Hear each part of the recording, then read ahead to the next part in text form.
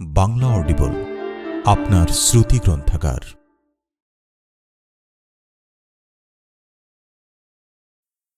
পুরো সপ্তাহটা বেশ ব্যস্তভাবে কাটল অফিসে।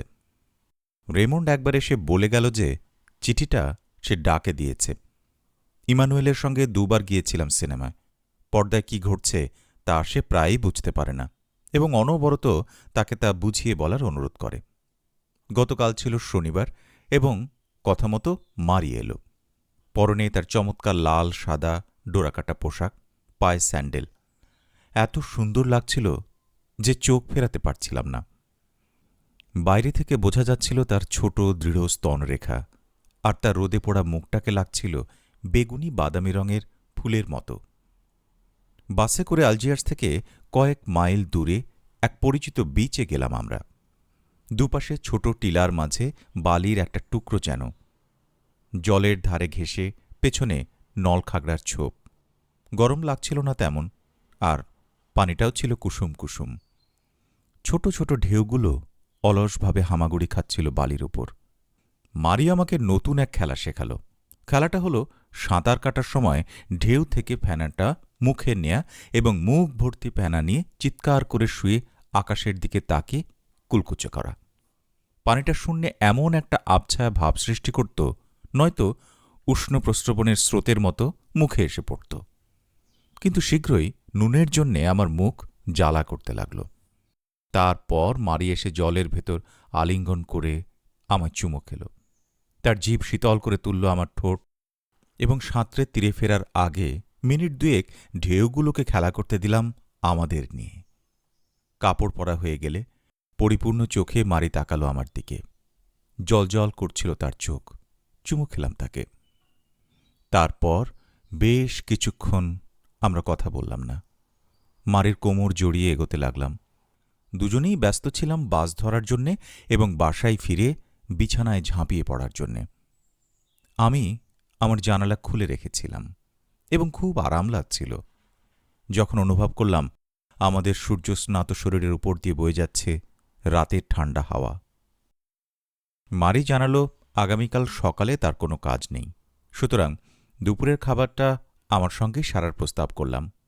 রাজি হল সে, এবং আমি নিচে নেমে গেলাম কিছু মাংস কিনতে। ফেরার সময় রেমন্ডের ঘরে এক মেয়ের গলা শুনলাম। কিছুক্ষণ পর বুড়ো সালামানো শুরু করল তার কুকুরের উপর হম্বিতম্বি, এবং খানিক পরে কাঠের সিঁড়িতে বুট এবং থাবার শব্দ। তারপর চল জানোয়ার, চল বেটা খেঁকি কুত্তো। তারা দুজনই বেরিয়ে পড়ল রাস্তায়। মারিকে বুড়োর এই অভ্যাসের কথা জানালাম এবং তা শুনে সে হাসল। পরনে তার আমার একটা পাজামা স্যুট এবং জামার হাতা গোটানো। সে যখন হাসল তখন আমি তাকে আবার চাইলাম। খানিক পর সে আমায় জিজ্ঞেস করল আমি তাকে ভালোবাসি কিনা। বললাম, এরকম প্রশ্নের সত্যিই কোনো মানে হয় না, তবে আমার মনে হয় না তাকে আমি ভালোবাসি। এই কথা শুনে সে কিছুক্ষণের জন্য মুখ ভার করে রইল, কিন্তু যখন আমরা দুপুরে খাবার ঠিক করছিলাম তখন সে আবার উজ্জ্বল হয়ে উঠল এবং হাসতে শুরু করল। সে যখন হাসে তখন তাকে আমার চুমু খেতে ইচ্ছে করে। আর ঠিক তখন রেমন্ডের ঘরে শুরু হলো চেঁচামেচি।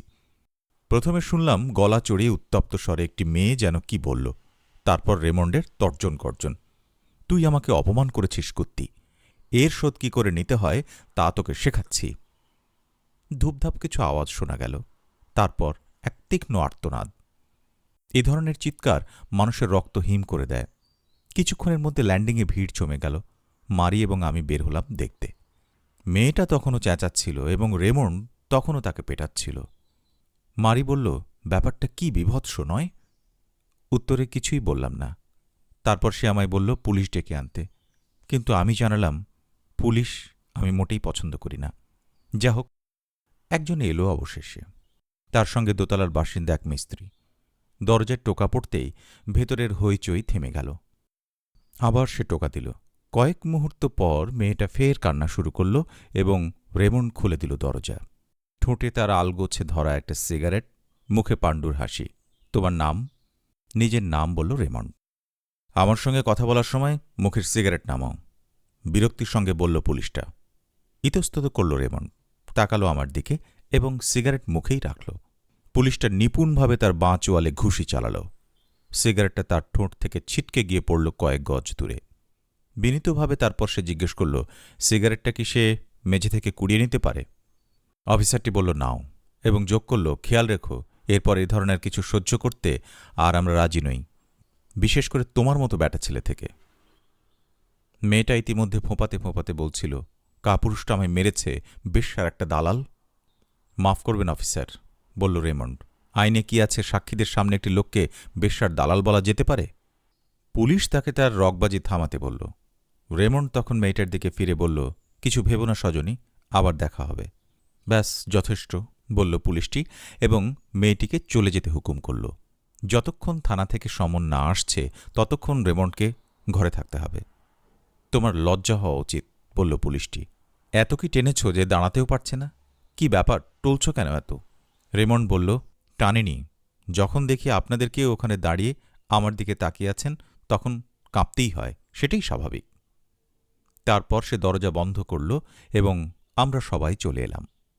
মারি আর আমি আমাদের দুপুরের খাবার ঠিক করলাম, কিন্তু তার খিদে ছিল না, তাই প্রায় পুরোটাই আমি খেলাম। 1টার সময় সে চলে গেল এবং তারপর আমি খানিকক্ষণ ঘুমোলাম। 3টের সময় দরজায় টোকা। রেমন্ড ঢুকল ভেতরে। সে বসল আমার খাটের কোনায় এবং 2-1 মিনিট কিছু বলল না। কিভাবে সব হলো জিজ্ঞেস করলাম তাকে।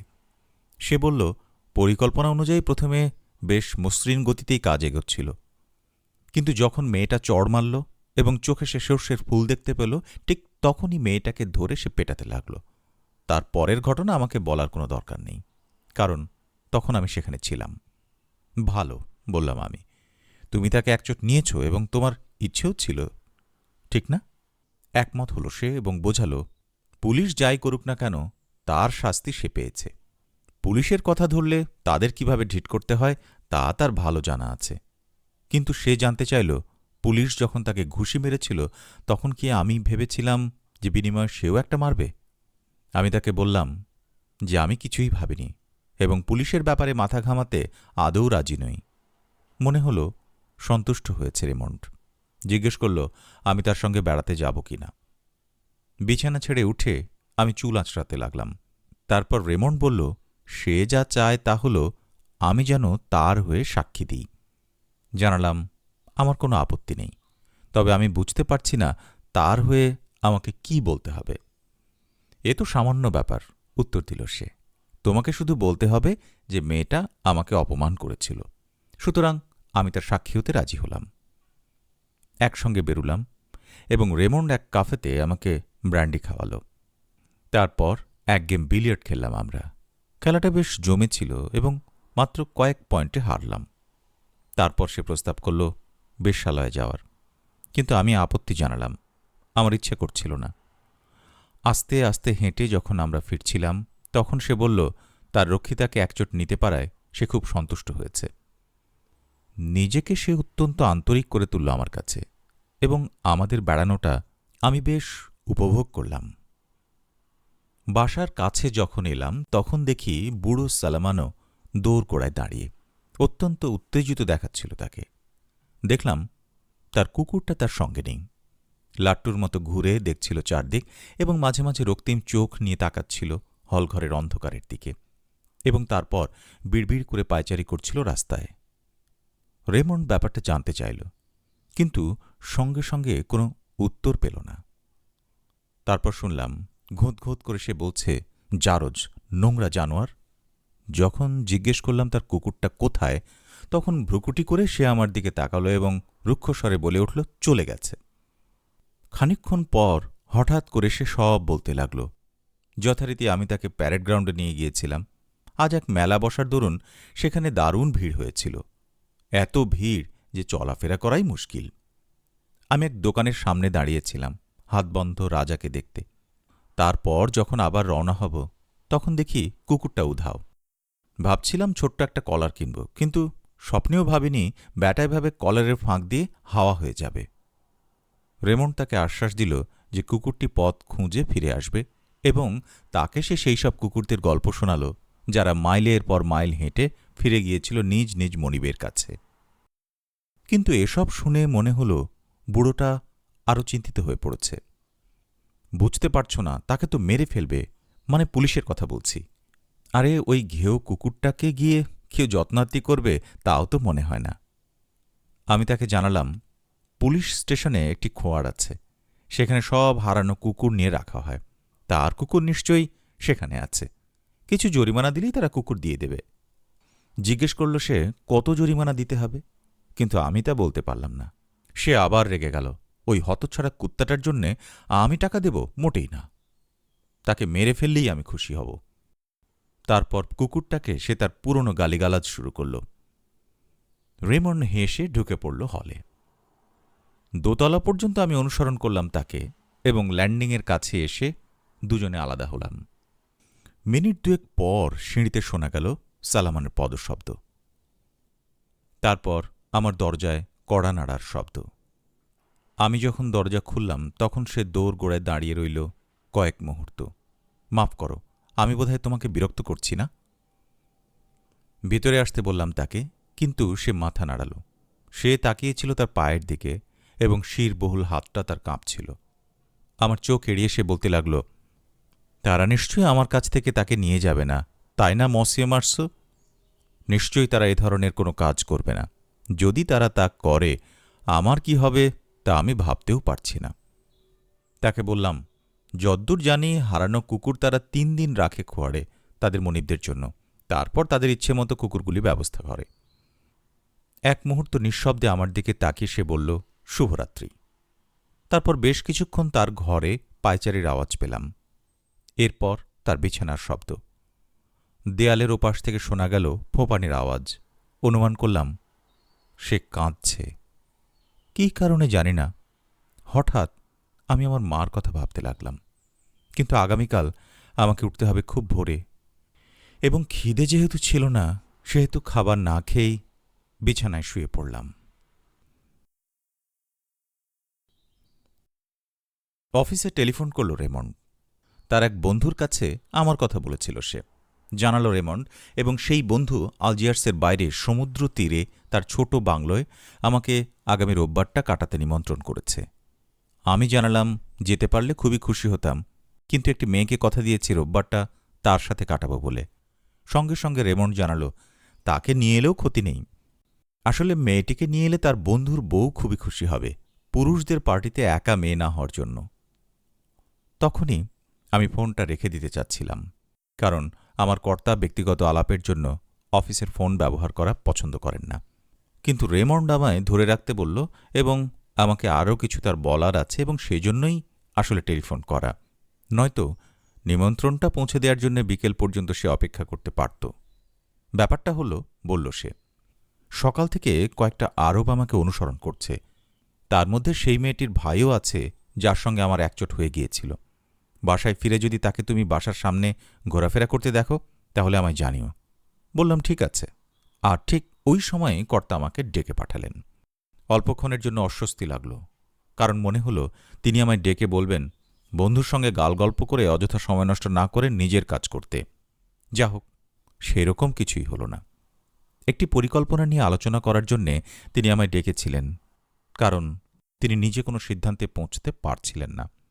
পরিকল্পনাটা হল ডাকের ঝামেলা এড়িয়ে বড় বড় কোম্পানিগুলির সঙ্গে তাৎক্ষণিক লেনদেনের জন্যে প্যারিসে একটা শাখা খোলা হবে, এবং তিনি জানতে চান আমি সেখানে কাজ করব কি না।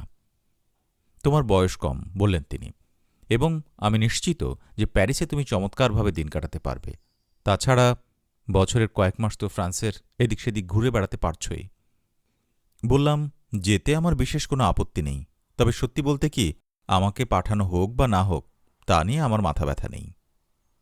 তারপর তিনি জীবন বদলানো কথাটাকে ওভাবেই বললেন। জীবন বদলানো কি আমার কাছে কোনো আবেদন সৃষ্টি করে না?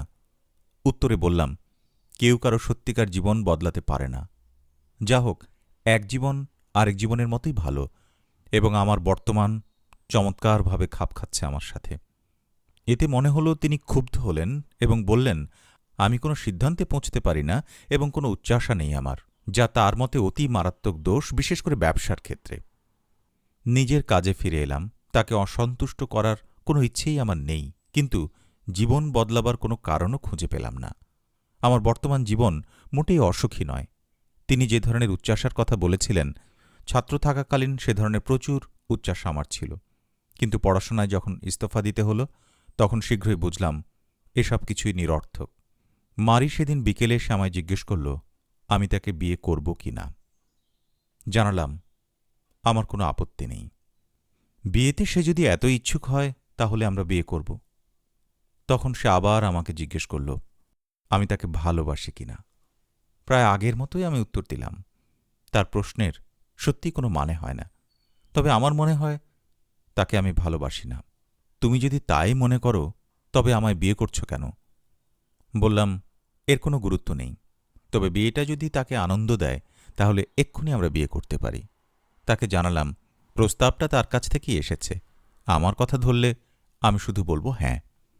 তখন সে বলল বিয়েটা একটা সিরিয়াস ব্যাপার। উত্তরে আমি বললাম না। তারপর সে নিঃশব্দে বিচিত্র দৃষ্টিতে আমাকে নিরীক্ষণ করতে লাগল এবং খানিক পর জিজ্ঞেস করল আরেকটি মেয়ে এসে যদি তোমাকে বিয়ে করতে বলে, মানে এমন একটি মেয়ে যাকে তুমি আমার মতোই পছন্দ করো, তাহলে কি তুমি হ্যাঁ বলবে? স্বাভাবিকভাবেই। তখন সে বলল, ভেবে সে অবাক হচ্ছে সত্যি কি সে আমাকে ভালোবাসে না বাসে না। আমার পক্ষে এ ব্যাপারে তাকে সাহায্য করা সম্ভব ছিল না। তারপর কিছুক্ষণ নীরব থেকে আমি যে এক অদ্ভুত লোক সে সম্পর্কে কিছু বলল। বলতে বাধ্য হচ্ছে যে সেজন্য আমি তোমাকে ভালোবাসি, কিন্তু একদিন এজন্যই বোধহয় তোমাকে ঘৃণা করা শুরু করব। এর উত্তরে আমার আর কিছুই বলার ছিল না, সুতরাং আমি কিছুই বললাম না। কিছুক্ষণ চিন্তা করল মারি, তারপর হাসতে শুরু করল এবং আমার হাতটা নিজের হাতে নিয়ে বলল সে অত্যন্ত আন্তরিক, সত্যিই সে আমাকে বিয়ে করতে চায়। আমি বললাম ঠিক আছে, তুমি যে সময় বলবে সে সময়ই আমাদের বিয়ে হবে। তারপর আমার কর্তা আমাকে যে প্রস্তাব জানিয়েছে মারিকে তা বললাম এবং মারি জানালো প্যারিসে যেতে পারলে সে খুবই খুশি হবে। আমি যখন তাকে জানালাম প্যারিসে আমি কিছুদিন ছিলাম, তখন সে জিজ্ঞেস করল শহরটা দেখতে কেমন? শহরটা ঘিঞ্জি বলে আমার মনে হয়। বিষণ্ন প্রাঙ্গণ এবং অসংখ্য কবুতর। লোকগুলির মুখ ফ্যাকাশে, যেন সবাই ব্যর্থ হয়েছে সব কাজে। তারপর শহরের মাঝ দিয়ে যে সদর রাস্তা চলে গেছে সে রাস্তা ধরে আমরা বেড়াতে বের হলাম। মহিলারা বেশ শেয়ানা এবং মারিকে জিজ্ঞেস করলাম এটা সে লক্ষ্য করেছে কিনা। হ্যাঁ, সে বলল। আমি যা বোঝাতে চাচ্ছি তা সে বুঝেছে। এরপর কয়েক মিনিট আমরা কথা বললাম না। যা হোক, আমি চাচ্ছিলাম না মারি আমাকে এখন ছেড়ে যাক, তাই প্রস্তাব করলাম সেলেস্তের রেস্তোরাঁয় একসঙ্গে রাতের খাবার খেতে। আমার সঙ্গে খেতে পারলে খুবই খুশি হতো সে, মারি জানাল, কিন্তু আগে থেকেই বিকেলে তার প্রোগ্রাম করা আছে। আমরা প্রায় বাসার কাছাকাছি এলে আমি বললাম তাহলে বিদায়। তুমি কি জানতে চাও না আজ বিকেলে আমি কি করছি? জানতে চাচ্ছিলাম না আমি, এবং সেটা তাকে জিজ্ঞেস করতেও আমার মনে ছিল না, কিন্তু মনে হল এজন্য বুঝি মারি অভিযোগ জানাচ্ছে। নিশ্চয়ই আমাকে অপ্রস্তুত দেখাচ্ছিল, কারণ হঠাৎ সে হাসতে শুরু করল এবং আমার দিকে নুয়ে চুমোর জন্য ঠোঁট বাড়িয়ে দিল। সেলেস্তের ওখানে আমি একাই গেলাম। তখন মাত্র আমি খাবারে হাত দিয়েছি, এমন সময় কুৎসিত ছোটখাটো এক মহিলা এসে জিজ্ঞেস করলেন তিনি আমার টেবিলে বসতে পারেন কিনা। নিশ্চয়ই পারেন। মুখ তার গোলগাল, পাকা আপেলের মতো, উজ্জ্বল চোখ, এবং চলাফেরা করছিলেন তিনি অদ্ভুত এক লাফানোর ভঙ্গিতে, যেন দাঁড়িয়ে আছেন তারের উপর। নিজের আঁটোসাঁটো জ্যাকেটটা খুলে তিনি বসে মনোযোগের সঙ্গে খাবারের দাম দেখছিলেন। তারপর সেলেস থেকে ডেকে অর্ডার দিলেন খুব দ্রুতভাবে, কিন্তু পরিষ্কার করে, প্রত্যেকটি শব্দ বোঝা যায় মতো। হর্স দ্য ওভারের জন্য অপেক্ষা করতে করতে তিনি তার ব্যাগ খুলে একটা পেন্সিল আর এক টুকরো কাগজ বের করে খাবারের দাম হিসেব করলেন। তারপর আবার ব্যাগ হাতড়িয়ে ছোট একটি পার্স বের করে নির্দিষ্ট দামের সঙ্গে অল্প কিছু বকশিস যোগ করে রাখলেন নিজের সামনে। ঠিক তখনই ওয়েটার হর্স দ্য ওভার এনে হাজির করলে মহিলা প্রায় নেকড়ের মতো ক্ষুধার্ত ভঙ্গিতে তা খেতে শুরু করলেন। তারপর দ্বিতীয় পদের জন্য অপেক্ষা করার সময় আরেকটা পেন্সিল, আরেকটা নীল রঙের এবং সামনের সপ্তাহের একটা রেডিও ম্যাগাজিন বের করে প্রতিদিনের প্রায় প্রতিটি প্রোগ্রামের পাশে দাগ দিতে লাগলেন। ম্যাগাজিনে প্রায় ডজনখানেক পৃষ্ঠা ছিল এবং খাবারের পুরোটা সময় তিনি তা দেখলেন অতীব মনোযোগের সঙ্গে। আমি যখন আমার খাবার শেষ করলাম তখনও তিনি সেই অখণ্ড মনোযোগের সঙ্গে দাগ দিয়ে চলছেন। তারপর উঠলেন, ঠিক আগের মতোই রোবটের ভঙ্গিমায় জ্যাকেট গলিয়ে রেস্তোরাঁ ছেড়ে বেরিয়ে এলেন। কিছুই করার ছিল না বলে আমি তাকে খানিকটা পথ অনুসরণ করলাম। ফুটপাতের ধার ঘেঁষে সোজা তিনি হেঁটে যাচ্ছিলেন, পেছন না ফিরে কোনো দিকে না তাকিয়ে, এবং ছোটখাটো আকার সত্ত্বেও যেরকম দ্রুতভাবে তিনি হাঁটছিলেন তা সত্যিই বিস্ময়কর ছিল। আসলে তার গতির সঙ্গে আমি তাল রাখতে পারছিলাম না, এবং শীঘ্রই আমি তাকে হারিয়ে ফেললাম। তাই ফিরে বাসার দিকে হাঁটতে লাগলাম। কিছুক্ষণের জন্য এই ছোট রোবট আমাকে বেশ মুগ্ধ করেছিল, কিন্তু শীঘ্রই আমি তার কথা ভুলে গেলাম। যখন আমি আমার ঘরের দিকে এগোচ্ছি তখন দেখা হলো সালামানোর সঙ্গে। আমি তাকে ঘরে আসতে বললাম, এবং সে জানালো তার কুকুরটা নিশ্চয়ই হারিয়ে গেছে। সে গিয়েছিল খোঁয়াড়ে খোঁজ নিতে, কিন্তু ওখানে কোনো খোঁজ পাওয়া যায়নি, এবং কর্মচারীরা জানিয়েছে কুকুরটা বোধহয় রাস্তায় মারা পড়েছে। যখন সে জিজ্ঞেস করল থানাতে খোঁজ নিলে কোনো লাভ হবে কিনা, তখন তারা জানালো রাস্তার কুকুর মারা পড়ল কিনা তার খোঁজ রাখার চেয়েও জরুরি কাজ তাদের করতে হয়। আমি প্রস্তাব করলাম আরেকটি নতুন কুকুর আনতে, কিন্তু যুক্তিসহ সালামানো বোঝাল এটার সঙ্গে থাকতে থাকতে সে অভ্যস্ত হয়ে গিয়েছিল, আর নতুন একটা আনলেও ঠিক আগের মতো হবে না। আমি আমার বিছানায় বসেছিলাম পা তুলে, আর সালামানো বসেছিল টেবিলের পাশে হাঁটুতে হাত রেখে। তার জীর্ণ ফেল্ট হ্যাটটা ছিল তার কাছেই, এবং ধুলোটে ও হলদেটে গোঁফের আড়ালে সে বিড়বিড় করছিল। আমার কাছে বিরক্তকর লাগছিল তার সান্নিধ্য, কিন্তু কিছুই করার ছিল না, এবং ঘুমও আসছিল না। সুতরাং কথোপকথন চালিয়ে যাওয়ার উদ্দেশ্যে আমি তাকে তার কুকুর সম্পর্কে কয়েকটা প্রশ্ন করলাম, কতদিন কুকুরটা তার কাছে ছিল, ইত্যাদি ইত্যাদি। সে বলল তার স্ত্রীর মৃত্যুর পরই কুকুরটা পেয়েছিল সে। বিয়ে করেছিল সে বেশি বয়সে। যুবক থাকাকালীন সে চেয়েছিল অভিনেতা হতে। সামরিক বাহিনীতে চাকরি করার সময় প্রায়ই সে সৈন্যদের মঞ্চে অভিনয় করত, এবং অভিনয় মোটামুটি ভালোই করত, অন্তত লোকে তাই বলত। শেষে সে চাকরি নিয়েছিল রেলওয়েতে, এবং সেজন্য তার মনে কোনো আক্ষেপ নেই, কারণ এ চাকরির জন্যই সে এখন ছোটখাটো একটা পেনশন পাচ্ছে। স্ত্রীর সঙ্গে বনিবনা তার ছিল না, কিন্তু তারা অভ্যস্ত হয়ে গিয়েছিল একে অন্যের সঙ্গে থাকতে, এবং স্ত্রী মারা গেলে সে নিঃসঙ্গ বোধ করতে থাকে। তার রেলওয়ের এক বন্ধুর কুকুরের কয়েকটা বাচ্চা হওয়াতে সে তাকে একটি বাচ্চা দিতে চেয়েছিল, এবং সঙ্গী হিসেবে তখন সে তা গ্রহণ করেছিল। প্রথমে সে বাচ্চাটাকে বোতলে করে দুধ খাওয়াত, কিন্তু মানুষের চাইতে কুকুরের জীবন ছোট, তাই বলতে গেলে তারা বুড়ো হয়ে গিয়েছিল একসঙ্গে। সালামানো বলল কুকুরটা বদমেজাজে ছিল, যখন তখন আমাদের মাঝে একচোট হয়ে যেত, কিন্তু তবুও বদমাসটা ভালোই ছিল। বললাম কুকুরটাকে দেখে বেশ ভালো জাতের মনে হতো, এবং একথা বুড়োকে বেশ সন্তুষ্ট করল। তার অসুখের আগে তাকে দেখা উচিত ছিল আমার। সে বলল যা চমৎকার পছন্দ ছিল, এবং ওর ওটাই ছিল দেখার জিনিস। অনেক চেষ্টা করেছি ভালো করতে। চর্মরোগ হওয়ার পর প্রতি রাতে তার চামড়ায় আমি মলম লাগাতাম, কিন্তু আসল কথা হলো বয়স, এবং তার কোনো ওষুধ নেই। ঠিক সে সময় আমি হাই তুললাম, এবং বুড়ো বলল তার এবার ওঠা উচিত। তাকে বললাম আরও খানিকটা সে বসতে পারে, এবং তার কুকুরের ব্যাপারটার জন্যে আমি দুঃখিত। ধন্যবাদ জানিয়ে সালামানো জানাল আমার মা কুকুরটাকে খুব পছন্দ করতেন। মাকে সে তোমার বেচারি মা বলে উল্লেখ করল, এবং বলল তার মৃত্যু নিশ্চয়ই আমাকে খুব নাড়া দিয়েছে।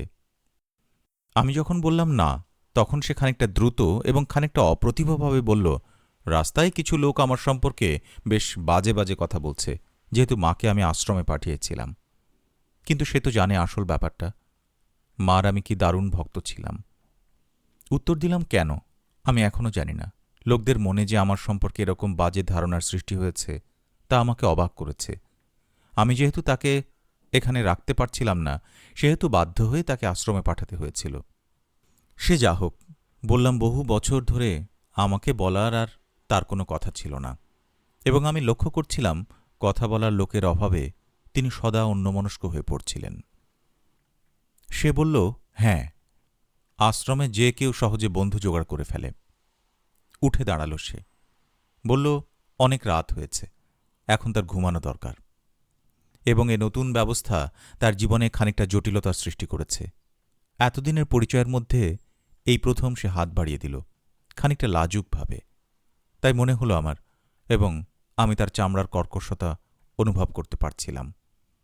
দরজার বাইরে পা রাখার সময় ঘুরে দাঁড়াল সে, একটু হেসে বলল, আশা করি আজ রাতে কুকুরগুলি আর চেঁচাবে না।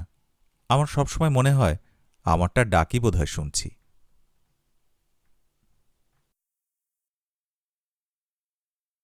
রোববারের সকালে ওঠা যে কি কষ্টকর! মারিকে তো আমার খানিকক্ষণ নাম ধরে কাঁধ ঝাঁকাতে হল। ভোরেই আমরা পানিতে নামতে চাচ্ছিলাম, তাই নাস্তার ঝামেলা আর করলাম না। মাথাটা আমার একটু কামড়াচ্ছিল এবং প্রথম সিগারেটের স্বাদ বিষাদ লাগল। মারি বলল, আমাকে অন্ত্যেষ্টিক্রিয়ার শোককারীদের মতো লাগছে, এবং আমার সত্যি অবসাদ লাগছিল। মারির চুল খোলা এবং পরনে সাদা পোশাক। আমি বললাম, এ পোশাকে তাকে দারুণ লাগছে, এবং এতে সে খুশি হয়ে হাসল। যাবার পথে ধাক্কা মারলাম রেমন্ডের জায়গায়, এবং সে চিৎকার করে বলল, কিছুক্ষণের মধ্যে সে নামছে। রাস্তায় নেমে এলাম আমরা। আমার ঘরের পর্দা ছিল টানা, আর তাছাড়া এ আবহাওয়ায় খানিকটা অস্বস্তিও লাগছিল। তাই সকালের সূর্য যেন মুষ্ঠাঘাতের মতো বাড়ি মারল আমার চোখে।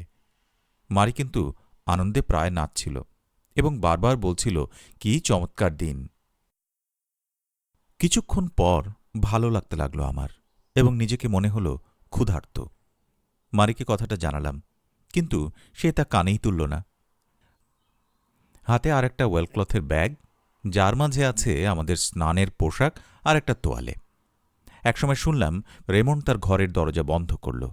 পরনে তার নীল প্যান্ট, সাদা হাফ শার্ট এবং মাথায় খড়ের টুপি। লক্ষ্য করলাম হাতটা তার বেশ লোমশ, কিন্তু হাতের নিচের দিকটা ফর্সা। খড়ের টুপি দেখে মুচকি হাসল মারি। তার পোশাক আশাক দেখে আমি বেশ অবাক হয়ে গিয়েছিলাম। মনে হলো বেশ ফুর্তিতেই আছে সে, এবং শীষ দিতে দিতে সে নেমে এলো সিঁড়ি বেয়ে। আমাকে কি খবর ইয়ার, আর মারিকে মাদামায়োজেল বলে সম্বোধন করল সে। আমরা থানায় গিয়েছিলাম আগের দিন বিকেলে। সেখানে রেমন্ডের হয়ে সাক্ষী দিয়ে আমি বলেছিলাম মেয়েটা ঠকিয়েছিল রেমন্ডকে, সুতরাং তারা তাকে সাবধান করে ছেড়ে দিয়েছিল। আমার বিবৃতি খতিয়েও দেখেনি। দরজার সামনে কিছুক্ষণ কথাবার্তা বলার পর ঠিক করলাম বাসে যাব আমরা। অতি সহজে সেখানে হেঁটেও যাওয়া যায়, তবে যত তাড়াতাড়ি যেতে পারি তত ভালো।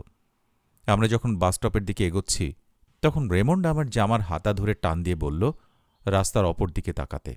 দেখলাম কয়েকজন আরব দাঁড়িয়ে আছে তামাকলার জানালার সামনে। তারা নীরবে আমাদের দেখছিল যেন আমরা পাথরের চাঙড় বা মরা গাছ। ফিসফিস করে রেমন্ড বলল, বাম দিকের দ্বিতীয় লোকটি হল তার সেই লোক, এবং মনে হল সে বেশ চিন্তিত। যা হোক, বোঝাতে চাইল যে এগুলি সব পুরনো ব্যাপার। মারি এ মন্তব্যটা ধরতে পারেনি, তাই জিজ্ঞাসা করল, কি বললে? ব্যাখ্যা করে বললাম, রাস্তার ওপাশের আরবগুলি রেমন্ডের উপর ক্ষেপে আছে। মারি আমাদের সেখান থেকে জলদি চলে যাওয়ার উপর জোর দিল। রেমন্ড তখন হাসল, কাঁধ ঝাঁকাল। ভদ্রমহিলা ঠিকই বলেছেন, সে বলল, এখানে দাঁড়িয়ে থাকার কোনো মানেই হয় না। বাসস্টপে যাওয়ার অর্ধেক রাস্তার পেছন ফিরে তাকাল সে, এবং বলল, লোকগুলি অনুসরণ করছে না। আমিও ঘুরে তাকালাম। তারা ঠিক আগের মতোই আমরা যেখানে দাঁড়িয়েছিলাম সেদিকে তাকিয়ে আছে একইভাবে। বাসে ওঠার পর স্বস্তি পেয়ে রেমন্ড মারিকে হাসাবার জন্যে ঠাট্টা শুরু করল। মনে হল মারিকে তার ভালো লেগেছে, কিন্তু মারি তাকে পাত্তাই দিল না। যখন তখন সে হাসছিল আমার চোখে চোখ রেখে। আলজিয়ার্সের ঠিক বাইরে নামলাম আমরা। সমুদ্র বাসস্টপ থেকে খুব দূরে নয়, শুধু মালভূমির মতো একটা উঁচু জায়গা পেরুতে হয়, যার উপর থেকে দেখা যায় সমুদ্র। তারপরই মালভূমি ঢালু হয়ে মিশে গেছে বালিতে। এখানকার জমি ভরা বন্য লিলি আর হলদে নুড়িতে। নীল আকাশের পাশে বন্য লিলিগুলোকে লাগছিল সাদা তুষারের মতো। গরমের দিনে আকাশটা যেভাবে ঝলসায়, ঠিক সেভাবে ঝলসাচ্ছিল। মারি ফুলগুলির উপর ব্যাগ দুলিয়ে বেশ আনন্দ পাচ্ছিল, আর ফুলের পাপড়িগুলো ব্যাগের বাড়ি খেয়ে ছিটকে পড়ছিল চারদিকে। তারপর আমরা দুপাশে সবুজ বা সাদা ঝুঁটির বেড়া দেয়া কাঠের ব্যালকনি, শুদ্ধ ছোট ছোট বাড়ির মাঝ দিয়ে হেঁটে এলাম। কিছু আবার ঝাউবনের আড়ালে আধা লুকোনো। আমরা সে বাড়ি পেরুতে না পেরুতে সমুদ্র পুরো শরীর নিয়ে দেখা দিল। কাঁচের মতো মসৃণ হয়ে পড়েছিল সমুদ্র।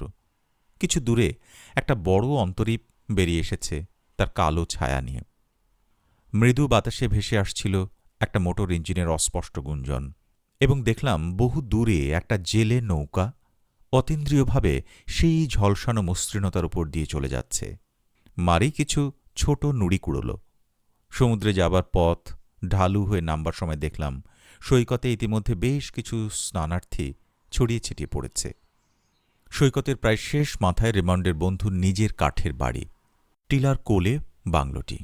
সামনের দিকটা স্থাপিত কাঠের স্তম্ভের ওপর। সমুদ্রের জল স্পর্শ করছিল তখন সেখানে। রেমন্ড তার বন্ধুর সঙ্গে পরিচয় করে দিল আমাদের। নাম তার ম্যাসন। কাঁধ তার প্রশস্ত, দেখতে সে লম্বা এবং স্বাস্থ্যবান। বউ তার মোটা সোটা ছোটখাটো এক হাসিখুশি মহিলা। কথা বললেন প্যারিসীয় ঢঙে।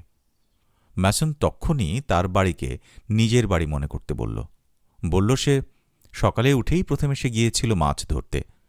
আমাদের দুপুরের খাবারে মাছ ভাজা থাকবে। আমি তার ছোট বাংলোটার জন্য তাকে অভিনন্দন জানালাম, এবং সে বলল তার সপ্তাহান্ত এবং ছুটিছাটা এখানে কাটায়। অবশ্যই বউয়ের সঙ্গে যোগ করল সে। আমি তার বউয়ের দিকে তাকালাম, দেখলাম মারি এবং তার মধ্যে বেশ খাতির হয়ে গেছে। কথা বলছে, তারা হাসছে। এই প্রথম বোধহয় সিরিয়াসলি আমি চিন্তা করলাম তাকে বিয়ে করার। ম্যাসন তক্ষুনি সাঁতার কাটতে যেতে চাইছিল, কিন্তু তার বউ বা রেমন্ডের নড়াচড়ার কোনো লক্ষণ দেখা গেল না। সুতরাং আমরা তিনজন, মারি, আমি এবং সে সৈকতের দিকে এগোলাম। মারি সঙ্গে সঙ্গে ঝাঁপিয়ে পড়ল পানিতে, কিন্তু আমি আর ম্যাসন অপেক্ষা করলাম খানিকক্ষণ। কথা বলে সে ধীরে ধীরে এবং কথার ফাঁকে ফাঁকে, এবং তাছাড়া কথাটা বলবেই, সঙ্গতি থাকুক বা না থাকুক। মারি সম্পর্কে সে বলল সে খুব সুন্দর মেয়ে এবং তাছাড়া মিষ্টিও। এরপর আমি আর তার এ ধরনের কথাবার্তার প্রতি নজর দিলাম না। নিজেকে ছেড়ে দিলাম রোদের কাছে, এবং তাতেও বেশ ভালো লাগতে লাগল। পায়ের নিচে তপ্ত হয়ে উঠছিল বালি। পানিতে ঝাঁপিয়ে পড়ার জন্য হয়ে উঠছিলাম উদ্গ্রীব, কিন্তু তবুও আরও মিনিট দুয়েক অপেক্ষা করলাম। শেষে ম্যাসনকে জিজ্ঞেস করলাম, এবার আমরা নামব কি? এবং ঝাঁপিয়ে পড়লাম পানিতে। ম্যাসন হাঁটতে লাগল ধীর স্থিরে, এবং যখন আর থই পেল না তখন সাঁতার কাটা শুরু করল। সুতরাং আমি তাকে ছাড়িয়ে চলে এলাম মারির কাছে। পানিটা ঠান্ডা এবং সেজন্য বেশ ভালো লাগছিল। আমি আর মারি সাঁতার কাটলাম বেশ দূর পর্যন্ত পাশাপাশি, এবং আমাদের এই রকম সাঁতার কাটার ভঙ্গি দেখে ভালো লাগছিল। মন মেজাজ দুজনেরই ছিল একই রকম, এবং প্রতিটি মুহূর্ত উপভোগ করছিলাম। সাঁতার শেষে বালুতে শুয়ে পড়লাম। তাকালাম আকাশের দিকে, এবং অনুভব করছিলাম সূর্য আমার ঠোঁটের গালের লবণ জল চুষে নিচ্ছে। দেখলাম ম্যাসন সাঁতার কেটে তীরে ফিরে সূর্যের নিচে শুয়ে পড়ল। দূর থেকে তাকে লাগছিল অনড় এক তিমির মতো। তারপর মারি প্রস্তাব করল আমাদের আগুপিছু সাঁতার কাটা উচিত। মারি আগে, পেছন থেকে তার কোমর জড়িয়ে ধরেছে আমি, এবং সে যখন হাত দিয়ে পানির ঠেলে সামনে এগুচ্ছিল তখন আমি পেছন থেকে পা মেরে তাকে সাহায্য করছিলাম। জল ছিটানোর আওয়াজ এতক্ষণ ধরে কানে বাজছিল যে মনে হলো যথেষ্ট হয়েছে। সুতরাং মারিকে ছেড়ে দীর্ঘ এবং গভীর শ্বাস নিয়ে আস্তে আস্তে সাঁতার কেটে ফিরে এলাম। তীরে পা ঠেকতে ম্যাসনের পাশে বালিতে মুখ রেখে উল্টো হয়ে শুয়ে পড়লাম। তাকে বললাম জায়গাটা বেশ চমৎকার, এবং সেও একমত হল। একসময় ফিরে এলো মারি। তাকে দেখার জন্য মাথা তুললাম। চুল তার পেছনে ঠেলে দেওয়া এবং নোনা জলের জন্যে তাকে দেখাচ্ছে চকচকে। তারপর সে শুয়ে পড়ল আমার পাশে, এবং সূর্য ও আমাদের শরীরের মিলিত উত্তাপের জন্যে মনে হল আমি ঘুমিয়ে পড়ব। কিছুক্ষণ পর আমার হাত টেনে ধরে মারি বলল, ম্যাসন তার বাসায় চলে গেছে, এবং এখন নিশ্চয়ই দুপুরে খাবার সময়। ক্ষুধার্ত থাকায় আমি সঙ্গে সঙ্গে উঠে দাঁড়ালাম। কিন্তু মারি বলল সকাল থেকে আমি তাকে একটি চুমু খাইনি। কথাটা আসলে ঠিক, যদিও কয়েকবার তাকে আমার চুমু খাওয়ার ইচ্ছে হয়েছিল। সে বলল, চলো ফের জলে নামি, এবং দৌড়ে সমুদ্রে নামলাম ও ছোট ছোট ঢেউয়ের মাঝে কিছুক্ষণ চিত হয়ে পড়ে রইলাম। ফিরলাম যখন, তখন দেখি ম্যাসন তার বাংলোর সিঁড়িতে বসে আমাদের ফিরে আসতে বলে চিৎকার করছে। তাকে বললাম আমি অত্যন্ত ক্ষুধার্ত, এবং সে তখনই তার বউয়ের দিকে ফিরে বলল আমাকে তার বেশ মনে ধরেছে। রুটিটা ছিল চমৎকার, আর আমার ভাগের পুরো মাছই আমি সাবাড় করলাম। তারপর আনা হলো স্টেক এবং চিপস। খাবার সময় আমরা ছিলাম নিশ্চুপ। ম্যাসন প্রচুর মদ খেল এবং যখনই আমার গ্লাস খালি হতে লাগল তখনই সে তা পুরো করে দিতে লাগল। সবাইকে যখন কফি দেয়া হচ্ছিল তখন আমার কেমন ঝিমঝিম লাগছিল। আমি একটার পর একটা সিগারেট খাওয়া শুরু করলাম। ম্যাসন, আমি এবং রেমন্ড সবাই মিলে খরচা ভাগ করে পুরো আগস্ট মাসটা এখানে কাটাবার একটা পরিকল্পনা নিয়ে আলোচনা করলাম। হঠাৎ মারিয়া অবাক সুরে বলল, এই দেখো, বলো তো কটা বাজে? মাত্র 11:30। এ কথায় আমরা সবাই অবাক হয়ে গেলাম এবং ম্যাসন মন্তব্য করল, আমাদের খাওয়াটা খুব সকাল সকাল হয়ে গেছে। কিন্তু যাই বলো, লাঞ্চ হল মুভেবল ফিস্ট, যখন যার ইচ্ছে তখন সে খেল। এ কথায় মারি হাসতে লাগল। জানি না কেন মনে হল মারি বেশ একটু টেনেছে। তারপর ম্যাসন জিজ্ঞেস করল, সৈকতে তার সাথে আমি একটু বেড়াতে বের হব কি না। সে বলল, দুপুরের খাবারের পর আমার স্ত্রী সবসময় একটু ঘুমোবে, আমার আবার তা পছন্দ নয়। আমার দরকার অল্প একটু বেড়ানো। সবসময় তাকে বলে আসছি স্বাস্থ্যের জন্য এটা ঢের উপকারী, কিন্তু সে নিজের মত আঁকড়ে থাকে। মারি জানাল সে ঘরেই থাকবে এবং ধোয়া মোছায় সাহায্য করবে। ম্যাসনের বউ হাসল, বলল, তাহলে সবচেয়ে প্রথম কাজ হচ্ছে পুরুষদের বের করে দেওয়া। সুতরাং একসঙ্গে বেরিয়ে এলাম আমরা 3 জন। রোদ এখন প্রখর এবং জলের উপর তার প্রভা যে কোনো লোকের চোখে জ্বালা ধরিয়ে দেবে। সৈকত প্রায় খালি। তীরের বাংলো থেকে খালি ছুরি কাটা বাসনকোসনের শব্দ শোনা যাচ্ছে। টিনগুলি থেকেও যেন ভাব বেরুচ্ছে এবং বেশ কষ্ট হচ্ছে শ্বাস নিতে। প্রথমে রেমন্ড এবং ম্যাসন এমন সব লোকের কথা আলোচনা করল যাদের আমি চিনি না। মনে হল তারা বেশ কিছুদিন ধরে পরস্পরের পরিচিত, এমনকি একসঙ্গে থেকেছেও কিছুদিন। জলের ধার ঘেঁষে আমরা হাঁটতে লাগলাম। যখন তখন ঢেউ এসে আমাদের ক্যানভাসের জুতোগুলো ভিজিয়ে দিচ্ছিল। কিছুই ভাবছিলাম না আমি। সূর্যের পুরো উত্তাপ আমার খালি মাথায় পড়ায় তন্দ্রালস্য হয়ে উঠলাম।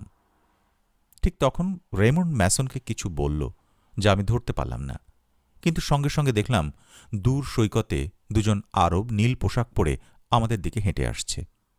রেমন্ডের দিকে তাকালাম এবং সে মাথা নেড়ে বলল, এই সে। আমরা দৃঢ়ভাবে হাঁটতে লাগলাম। কিভাবে তারা আমাদের খুঁজে পেয়েছে সে কথা ভেবে ম্যাসন অবাক হল।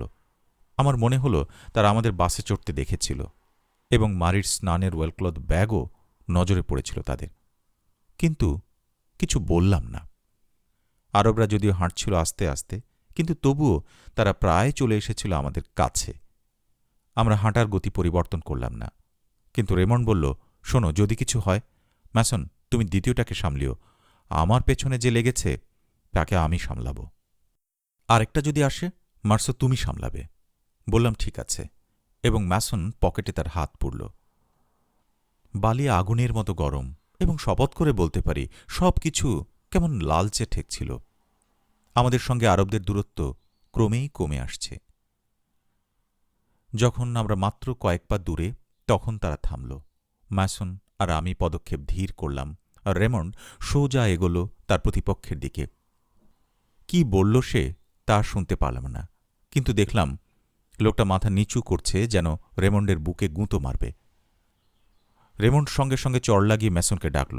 ম্যাসন এতক্ষণ যার দিকে নজর রাখছিল তার বরাবর গিয়ে সমস্ত শক্তি দিয়ে তাকে 2 বার ঘুষি মারল।